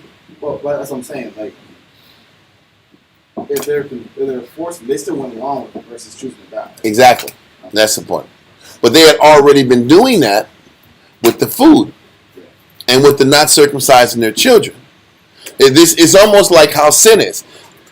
When you're pursuing the Most High, right? You notice that you got to give a little bit and you get rewarded. And then you got to keep giving more to the Most High to sustain relevance. It's no difference in the left-hand side. These people sat back here and got drawn in by, if we just eat pork and don't circumcise Junior, we'll get through this. This is why the media was asking, where was LeBron at the Met Gala? He didn't show up. Yeah. So why would the media be asking specifically for him? Because he's about that. He's supposed to report. But think about his position and how many people follow, how many followers he got. I know. You got to show up in your outfit, your weird outfit. Listen, he had to show. He's wore a dress multiple times throughout the year. Yeah. Multiple times throughout the year, he's wore dresses and he's done his shame rituals. But look at him losing and not doing well in sports in combination with popping up in a dress. It's a lot. He might have went out of order. I don't know. They have order too. But if you don't play ball, then they're gonna come get you. It's time to come. But that's the point. That's the point leading back to the point. Where on the left-hand side, you have to continue to give up things. This was why all these stars' children are dead. So, or their children have these surgeries. Yeah. Something always has to be given up. Magic Johnson? Well, more than him, a lot of them. A lot of these children have these surgeries, all these weird things happening, because you got to keep giving and feeding that negative spirit. So what's happening is, initially, they're sitting back here not eating, they're eating pork, and they're not doing the Sabbath, and they're not doing the circumcision, and you think you can get away with it then. No. The sad thing was that this affliction in the city extended for some years. So because it extended for a year or two, now you couldn't hide it. Every month you got to go to the party. Every month you got to defile yourself. It just gets worse and worse and worse. When you think you can just sit back, you know what's crazy? It's almost like Israel was going to have to make a decision if they were all the way in the side or they're not going to do Hot this. or cold? He was forcing a hot or cold moment. Because you can sit there and say, "Oh yeah, I was under duress, Father. I ate the pork to save my family." But now you out here at the parties now too? Yeah, what it shows is the industry requires a sacrifice, like you said. They require a sacrifice. The industry has a religion. Yep. Music moguls, entertainment moguls, sports owners. Yep. They have a religion also. Yep. And it's not the religion. I was just watching this one guy mention he was a rapper, and he was reading his contract, and his buddy said, "Man, let me take a look at that." And then his buddy looked at the contract form, and he flipped a couple of pages, and he said, "Did you read this part right here?" And it said in the contract, "Thou shalt not mention the name Jesus in your raps." Wow. So, just like we have a religion, they got a religion too. Yep. But you got to denounce yours to participate in theirs. Neither side wants you to half step. Nope. You can't half step with the Most High. You can't half step in Satan's realm. And this is what our people are getting pulled into. It ain't just, some dietary changes and I'm just going to hang out on the Sabbath. You got to give your soul up. And it was just enough time, the way it looks, that everybody chose their side. Now the end comes, and now Judas comes, and now the war comes on. Everybody chooses their side first. Just what didn't that happen with Moses? Is to choose your side. You gonna be with the Most High and Moses, or only Dathan and Korah? Choose your side, and then judgment comes through. Then the judgment comes. Then the solution, then the answer comes. Then then it's determined who's the Most High with. That's the point. And then who has shown that they're not with the Most High? Even when Elijah he says, "How long will you be betwixt two opinions? God. Either choose the Lord and let him be your God, or choose the Baal and let him be your God." And that's the point. So what's happening with all these tortures and all these different scenarios, and this is important that we're slowing it down like this, because you don't think it's going to be different now? Do you think they're going to sit back here and say, if you eat pork, you're with us, and you can be an American? You think it's going to stop there? Just stop doing the Sabbath and that's it. Just know in the back of your mind, there's going to be more demand and more pulls for you to go on that left-hand side. So that prudent decision that you're making is really taking you to a wicked decision. It's going to pull you to that direction. Or you go halfway and you know you're sinning, and then you go back to the right-hand side, you can be done. But the shame and embarrassment and what do you call it? I don't want to say mental dejection or the Self-loathing? Self-loathing will keep you just finishing the path that you're going. This is how men get broken, families get broken, people get broken, and they lose that connection with the Heavenly Father. It starts with gradual compromising of your beliefs. Gradual compromising of what's right and wrong. The Most High must intensify the fire so that it can be determined what side are we on. He has to implement some type of heat, or bring some pressure, so that the impurities can be brought to the surface. Bro, the breaking point of those Bacchus parties, no different than how he said he refined silver and the dross must be removed. How do you remove the dross? The way you remove dross is you heat up the silver, and then you let the elements that are not pure silver float to the top, and that's what you escape off the top. You scratch that off the top. Once it dries and hardens, it's this slag or this impure metal, and then you scrape that off the top, and then you got a more pure substance. Well, the Most High does the same thing with people that partially believe in God and those that do believe in God. You heat the situation up hot enough, and then it'll determine who believes and who doesn't. There's a verse, I think it's in Proverbs, talks about when that same heating process happens, when that dross gets melted off, it's revealed that you're a potsherd. You're a broken pot. A potsherd is a broken pot. A pot with a bunch of holes. A clay pot with a bunch of holes. So either you're going to be revealed as a strong piece of silver or gold, or you're going to be revealed as this pot with a bunch of holes. Which is not good for that's nothing. Exposed. That's good for nothing, and that's the point. And that heat and affliction reveals one or the other. So what's happening now is these parties that are going once a month, that's on the temple grounds, is exposing where you're at. The Most High got to heat up America. Because it's the place where you could have freedom of religion. And you could have all types of choices and alternatives. And it's going to force us to make a decision one way or the other. And we got to know if we make that left-hand decision and try to play the middle, the pressure is going to force us to go from the middle to the left.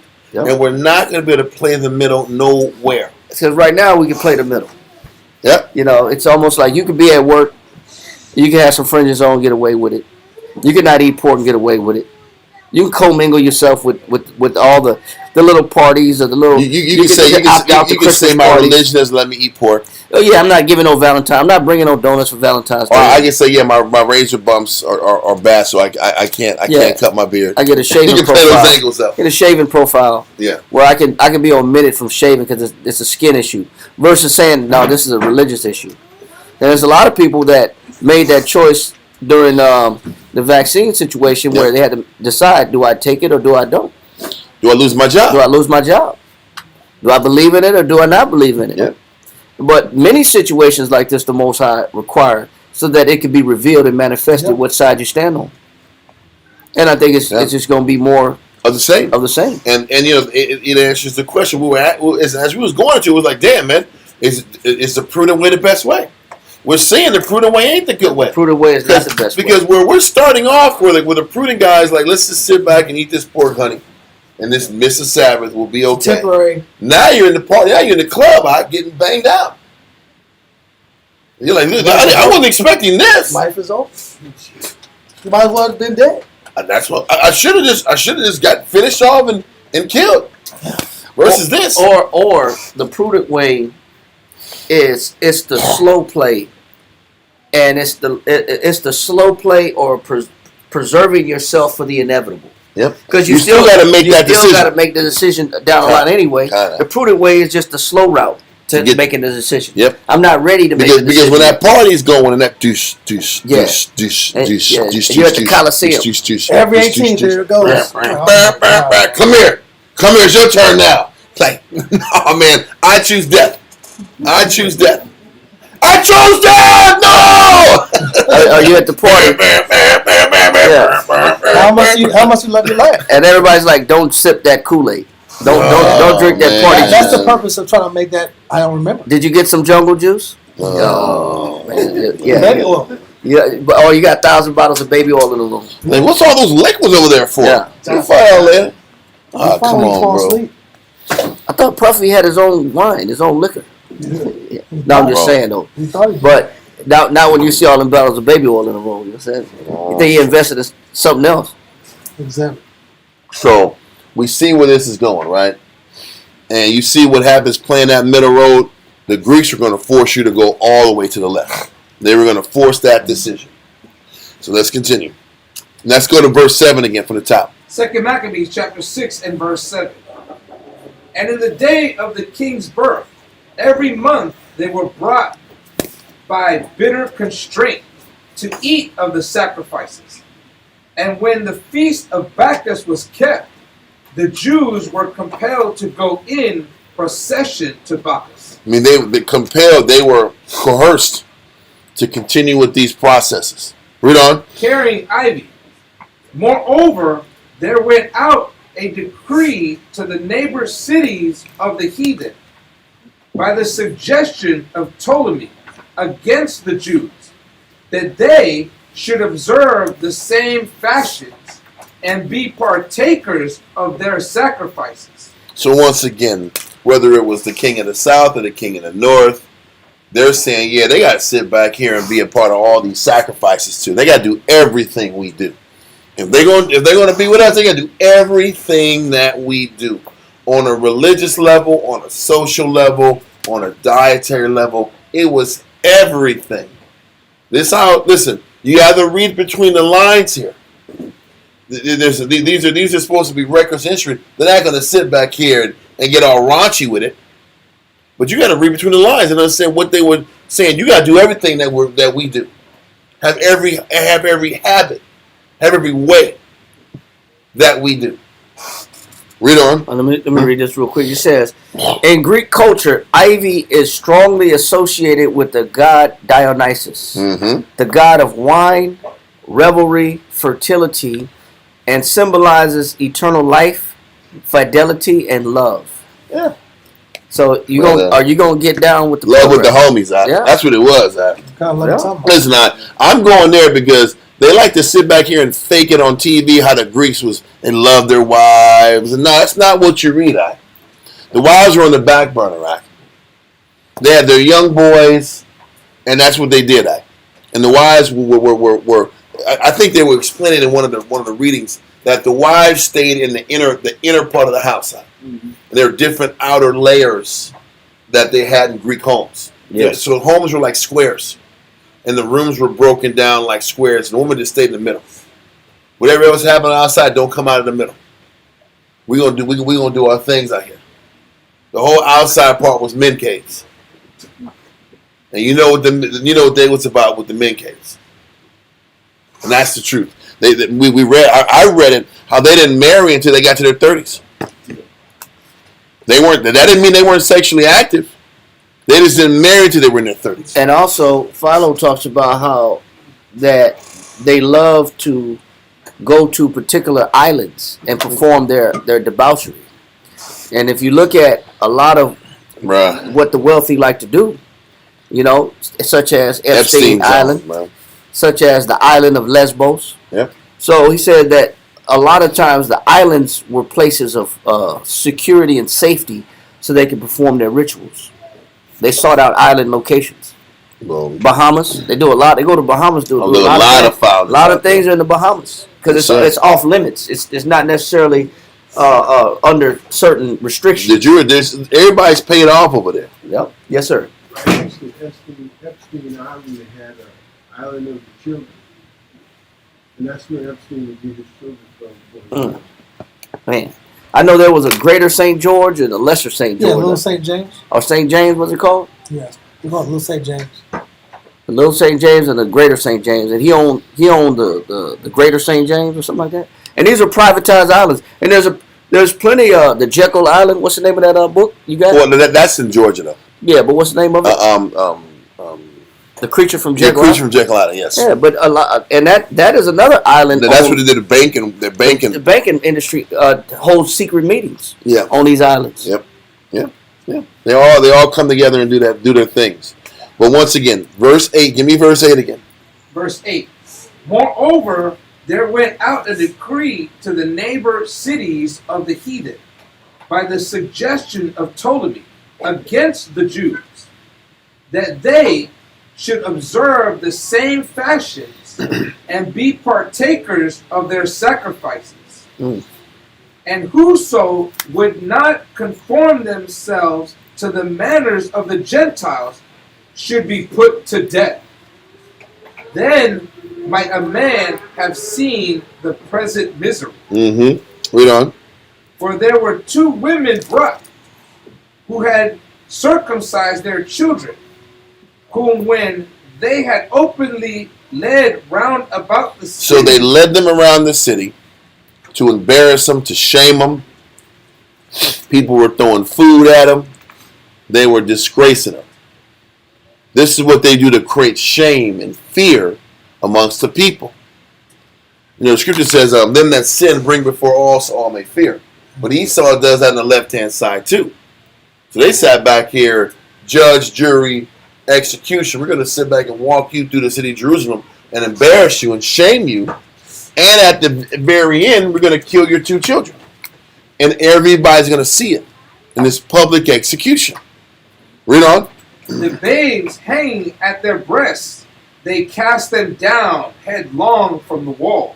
So they led them round about the city. The babes were hanging at their breasts. They cast them down headlong from the wall. So they were holding the babies upside down. The soldiers were, while they were prancing the women out. They were going to torture them, strangle them. They were going to take these kids and throw them over the wall of Jerusalem. That was a 40-foot wall. And everybody could see it. This was real. This was terror. And everybody that was in the city had to make a decision. Am I ready to die and to stand up for my time? Is it my time? Or am I going to sit back and fake it and be humiliated and your spirit broken? It's one thing you make a mistake and eat some pork It's another thing to get your entire spirit broken. Numerous times. Numerous months. And then destroy your children's psyche from 10 on up, or whatever age they were starting with these little boys. And to destroy their lives. It's another form of buck breaking. Oh, that's exactly what it was. That's exactly what it was. Well, let's continue. What verse are we at? Verse 11. And others that had run together into caves nearby to keep the Sabbath day secretly, being discovered to Philip, were all burnt together. Now, we read that in the history of Israel, where you had those Israelites that ran to a cave and hid, but didn't close the cave up because it was a Sabbath day. And these generals came in there, saw the cave open, saw people in there, and they sat back and tortured them and killed them. So read that verse again, verse 11. Verse 11. And others that had run together into caves nearby to keep the Sabbath day secretly, being discovered to Philip. Listen, being discovered to Philip. What does that mean? They were being discovered to Philip. Somebody did what? Somebody snitched on him, Mike. Ooh, don't you over there following the Sabbath? Boss, Miss Officer, can we go get him, please? It's always been that way. It's always been that way, Ike. So somebody snitched on the Israelites trying to follow the Sabbath. Read on. Were all burnt together because they made a conscience to help themselves for the honor of the most sacred day. When they were burned together, that means they sat back here and threw the fire inside the cave and closed the cave off on them. That's how they burned together. Same way they did Issachar. Now, if they would have closed the cave door and just would have waited, yeah, the air might have been a little bit thin for a while, but they might have had a chance to escape. Or if they just would have ran out. They had to do something. But just to stay there and not close it off? To show you that there was extreme policy. They were extreme. They were very religious. And instead of using, that's when you got to use common sense. Okay, these soldiers are coming. We have to close this thing off and protect ourselves. Yeah, that defeats the whole purpose of running to the caves to begin with. Kinda. If you're going to go to the caves and not close it, then why run into the caves anyway? Well, they was going to close it when the sundown hit out. The next day out. Yeah. Then they'll close it. Can't lift a stone because it was the Sabbath. That is how extreme Israel is and how robotic we are. You had enough principle to make the right move and get away, but you didn't have common sense to close the gate off or to close the rock off so you could protect yourself from any type of damage that happens. But that's we deal in so many extremes. That's the extreme religious nature. We're very extreme. We have good intentions. This is why I don't even like to attack brothers sometimes. Because listen, I get people who operate on the very extreme end. I get it. But you got to have some balance and some common sense with your faith. Because if not, this is how we got stung back in those days. Exposed for being over righteous. So would that be prudent? It was. Closing it would be prudent? I would sit back and say, knowing what we know now, there's nothing wrong with it. Maybe back then, with our limited understanding, it would be prudence. By definition, one of the definitions of prudence is caution. Because Christ said, just being cautious. Because Christ said, there's nothing wrong with doing a good thing on the Sabbath day. And Christ is the Lord of the Sabbath. So who established the Sabbath in the first place? So Christ said there's nothing wrong with doing a good thing on the Sabbath. And I think closing the door and saving the people that are trying to do the right thing is a good thing. Well, no different than when Christ was in the temple and he healed a man on the Sabbath. God. He said, give me your hand. The dude stretched out his withered hand, gave it to Christ, and Christ looked at the Pharisees. Then he asked them, "Is it lawful to heal this man on the Sabbath?" He intentionally wanted them to see it. He intentionally, purposely wanted them to look at what he was about to do, and then he healed a man. God. Then it went out. You know, he was wrong. The Sabbath. He defiled the Sabbath. He shouldn't have healed on the Sabbath. And that's the point. So the understanding now that Christ, this is why it was so important that Christ came. It was so important that Christ came because he gave us clarity on a lot of these issues that the Jew was fighting over. Well, we're going to go into in a few months after we get past the Maccabees. As we get into the Hasmonean dynasty, you start seeing the different Israelite groups factions start breaking up again. You start having Sadducees that come on the scene. Then you have Pharisees that come on the scene. Then you have your Essenes that kind of come out of the scene. Then you have your Zealots that come out of the scene. Or Zealots / Sakari that come out of the scene. And then you start seeing the different ways of thinking that those people had. And you understand why Christ had to come and show that they were all wrong. There was elements of all those groups that was off. For instance, the Sadducees, all they believed in was the first 5 books of the Bible. They didn't believe in the prophets. This is why, because they didn't believe in the further writings down the line, they didn't believe in the resurrection, because all they had to go off of was the first 5 books of the Bible. The Pharisees came in here and they said, listen, it is about the 5 books of the Bible, and it's about the other writings of the prophets. And on top of that, you have to have a little bit of bendability into present times and apply the scriptures in present day too. And that's where the Sadducees and Pharisees went to war at. Because the Sadducees were like, you guys are just going to bend policies based upon how you feel.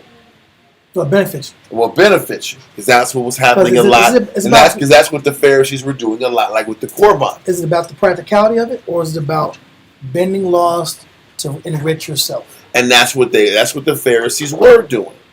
But they were both right and they were both wrong. That's why Christ said, do as they say, not as they do. And then you had your, what are you going to say, your Essenes, that were these very extreme Israelites that were 1,000% off grid, and that sat back here and worshipped angels. And that was what Paul was saying about these groups that are worshiping angels. Like, what are they doing?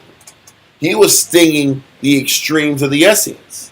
And then you had your Zealots, who were completely out the spirit. Your Sakari, that were completely out the spirit, that thought that it was the spirit to cause war with the Romans, when you never read scripturally that you were supposed to ever go to war with the oppressor that the Lord put over you.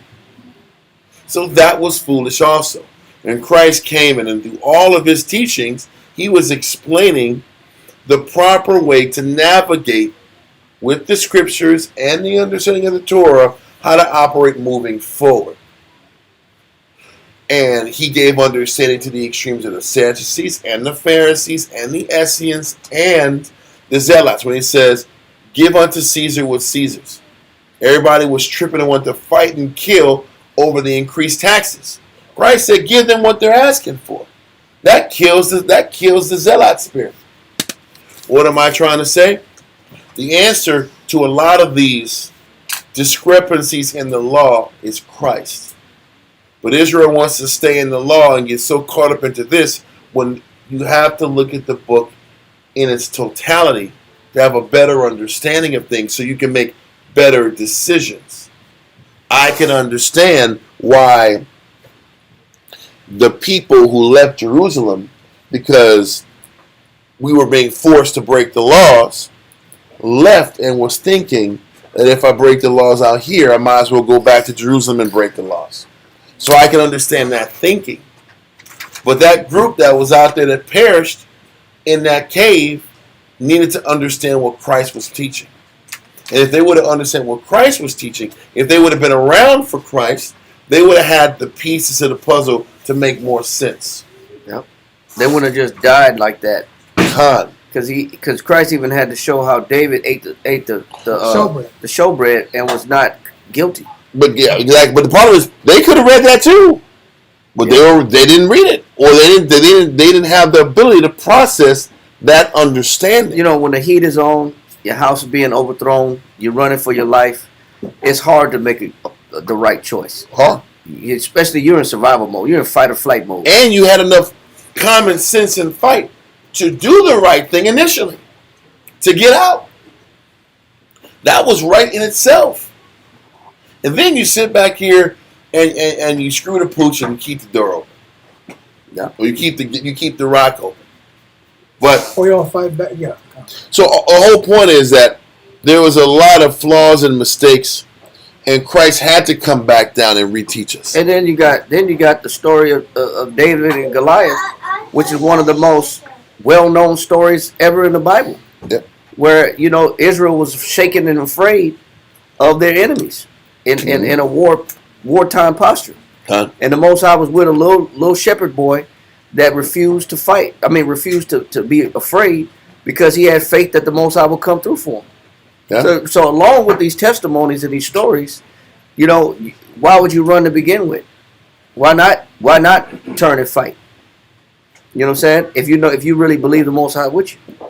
But like you said, then that would be like a zealot. That would be like a Sakari that say, we're gonna fight them and we're gonna initiate the end. God. You got right now. You got these ultra Zionists or ultra right wing Zionists in Israel right now that wants to destroy the Al Aqsa Mosque that's in Jerusalem to rebuild the third temple. They're in legislation right now trying to burn that mosque down to the ground. They're trying to take Jerusalem, burn it down to the ground, and on that same where the mosque is, where Solomon's old temple used to be, resurrect the third temple right on that same location. And they're trying to do that right now as we speak. Yeah. And bring back the sacrifice of animals. Oh, do that too? Yeah. Get that red heifer out there, right? Yep. I guess this would be Those like, animals are bad. like during the Inquisition time, people would commit suicide. And you probably did that during this time also. Now, I feel that it'd be better just to go and just say, hey, listen, I'm gonna die, so just don't make it long, do it short, and attack. Yeah. Yeah. That'd be wrong. But it wouldn't be wrong because you look at the Maccabees. That's what Judas Mattathias was all about. Judas Maccabees was about in Mattathias. He said, we're just not going to give in like this. We're not going to die like our brothers and not pick up swords on the Sabbath. We're at least going to give a fight. We're going to try to get a fighting chance. Yep. And then when you look at what the Maccabees did, because I think the Maccabees came on the scene like around 168 BC. Yep. So we were able to preserve the temple 3 years after the breakdown started, and then keep the temple pure for at least another 100 years until around. I think it was 163 it started. Then 165 was when things ramped up. Then it was 168 when it was everything was put back together, right? Yeah, 168 down to 165 because it's still BC. Yes, we're still going down. We're still going down. Yes. And then 165, the temple was restored, and then comes the Herodians, that comes in after that. Well, after all the Hasmoneans finished their reign. They finished their reign. Yeah. We're gonna go into that too. Like I said, we're gonna go into that because we need to know the temperature of Jerusalem by the time Christ gets on the scene. So listen, if we got to be in Josephus town for a little extended period of time, we've already gotten this far. We're gonna finish it. You know what I mean? Forget this. Yeah. Does that make sense? Yeah. It's almost like the Valley of Decision is going on right here. Yeah. During this time, like we have to decide what side we're going to be on. Yep. And the Most High is putting everybody in that position to make their spiritual choice and suffer the consequences on either side. Because the problem is, as we're seeing, there's pain for both decisions that's being made. Yeah. Do you want the spiritual, you want the pain in the flesh, but knowing you did the right thing, or you want the pain in the flesh and some ease? It's pain and ease in the flesh, knowing you did the wrong thing. I think it's worse knowing that the pain comes later. Yeah. And then now you also got the guilt that you sold out. Remember that guy? You talked about it before, and we talked about it in the guy who sold out Hampton, my brother Hampton. Yeah, it was. What's that? Something Black Messiah. Yeah, That movie Black Messiah. Fred Hampton. Fred Hampton. Yeah. The guy who sold out Fred Hampton, he did like a he did an interview at the end when he's in the 80s and that dude, you could tell that dude had no soul to him. His whole soul was dead. His spirit was dead, and he was going through the interview. And literally after the interview, and he explained why he sold out or whatever, he killed himself. He saw his name was his FBI informant William O'Neill. Yes. And he saw the effect of a decision, how it affected millions of people. Yep. He's the one that gave the FBI the layout, or the police. Yes, the layout of how the apartment was situated, and where Fred would sleep at, where his room was at, where the kitchen is. Yep. So they knew when to invade the house. And they said he was drugged the night before, so he couldn't really be competent to fight back when it happened. So he drugged him. Somebody drugged him. Point is, but he has to sit back and live every day. Right. He's comfortable smiling, live 10, 15 years later. But you got that regret in the back of your mind about what you did. You know in the back of my mind you was a sellout. You know what? He had to be drugged because when they came in, they said they fired over 100 bullets through the door, but they killed Fred in the bed. Like you didn't hear 100 shots at your. You had to be on something to where you didn't hear 100 bullet holes at your front door coming through with people, and they barely shot back. Yeah. But for them to kill him on his mattress in his bedroom, he had to be drugged. Who wouldn't wake up like that? Bro, listen, we're going to leave it at that. And we'll get the rest of this next week. We'll get from verse 12 all the way down. We're going to go into 2 Maccabees 7 also. Are there any questions? Okay, y'all. Amajim Wapanya Ira Shalom. Stand face Jerusalem.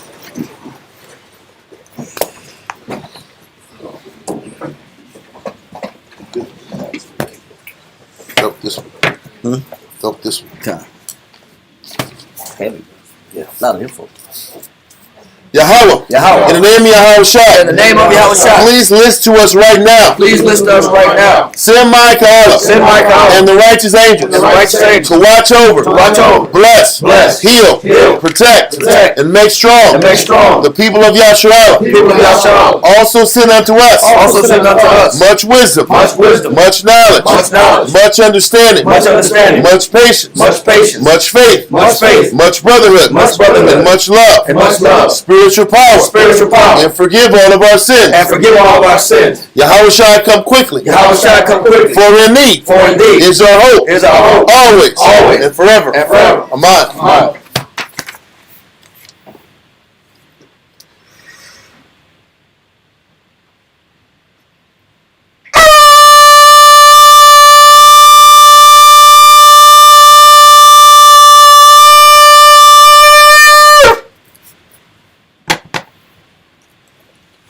Baruch Yahweh B'Shem Yahushai. Baruch Yahweh B'Shem Yahushai. Blessed are you, Yahweh, in the name of Yahweh Shai that gives to us the law.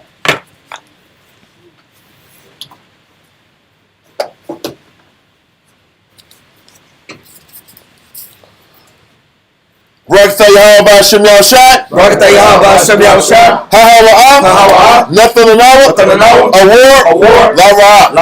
Blessed are you, Yahweh, in the name of Yahweh Shai that gives us light to see. Baruch Yahweh B'Shem Yahushai. Baruch Yahweh B'Shem Yahushai.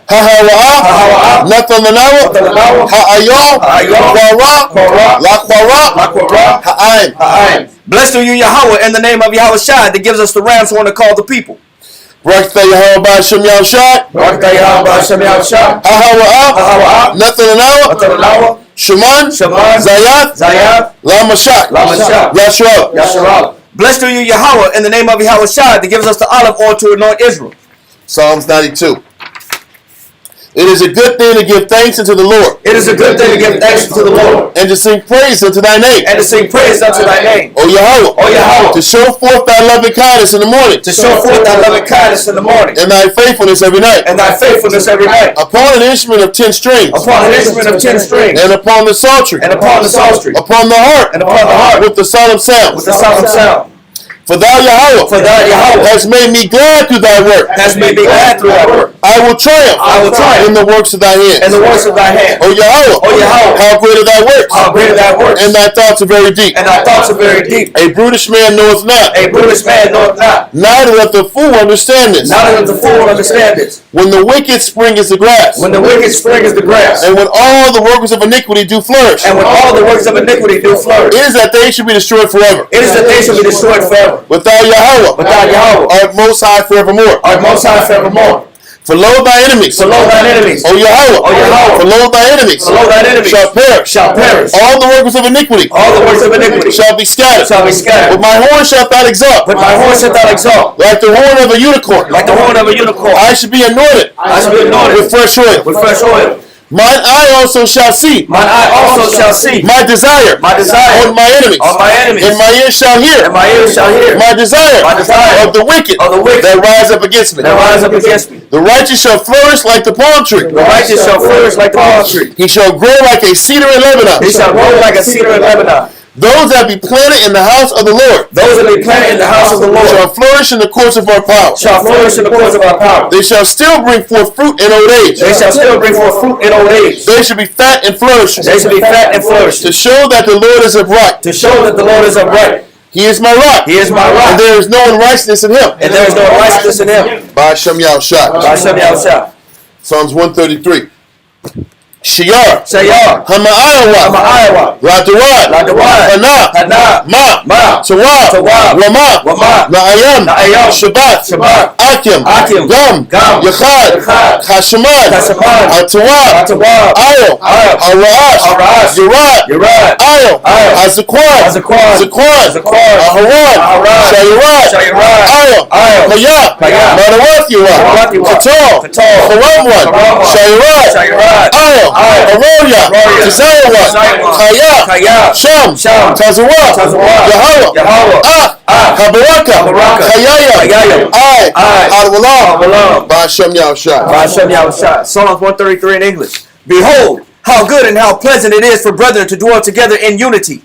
It is like the precious ointment upon the head, that ran down upon the beard, even Aaron's beard, that went down to the skirt of his garments, as the dew of Hermon, and as the dew that descended upon the mountains of Zion. For there the Lord commanded the blessing, even life evermore. Amen. Amen. Yahweh by Hashem Yahushua. Yahweh by Hashem Yahushua. Yahweh. Yahweh. By Hashem. By Hashem. Yahushua. Yahushua. Rakhnao. Rakhnao. Rashralim. Rashralim. Rabiath. Rabiath. Sapphire. Sapphire. Turn. Yahweh. Yahweh. By Hashem. By Hashem. Yahushua. Yahushua. Rakhnao. Rakhnao. Rashralim. Rashralim. Rabiath. Rabiath. Sapphire. Sapphire. Turn. Yahweh. Yahweh. By Hashem. By Hashem. Yahushua. Yahushua. Rakhnao. Rakhnao. Rashralim. Rashralim. Rabiath. Rabiath. Sapphire. Sapphire. Turn. Yahweh. Yahweh. By Hashem. By Hashem. Yahushua. Yahushua. Rakhnao. Rakhnao. Rashralim. Rashralim. Rabiath. Rabiath. Sapphire. Sapphire. Barakatah Yahweh. Barakatah Yahweh. Barakatah Yahushua. Barakatah Yahushua. Barakatah Yahweh. Barakatah Yahweh. Barakatah Yahushua. Barakatah Yahushua. Barakatah Yahweh. Barakatah Yahweh. Barakatah Yahushua. Barakatah Yahushua. Barakatah Yahweh. Barakatah Yahweh. Barakatah Yahushua. Barakatah Yahushua. All knowledge. All knowledge. All wisdom. All wisdom. All understanding. All understanding. All mercy. All mercy. All patience. All patience. All power. All power. From Yahweh. From Yahweh. All power. All power. From Yahweh. From Yahweh. All power. All power. From Yahweh. From Yahweh. By Hashem. By Hashem. Yahushua. Yahushua. The water. The Yad. Yad. Aman. Aman. Take a look.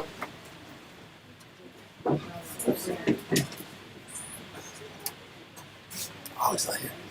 Okay. Saluting out in the heavenly order. How? Why all shot? Well, call Yasharala. Individual. Imagine. Bro. Yahweh by Hashem Yahushua. Barakatah. Put shot. Call yourself. Put shot. Call yourself. Put shot. Call yourself. Trying to face sisters. Just stand. Saluting out the daughters of Zion. Individual. Imagine. Bro. Yahweh Shema by Hashem Yahushua. Yashmatah. Dismiss. Voila. All right, Israel. The water to the end. See y'all back on Monday. Good seeing y'all.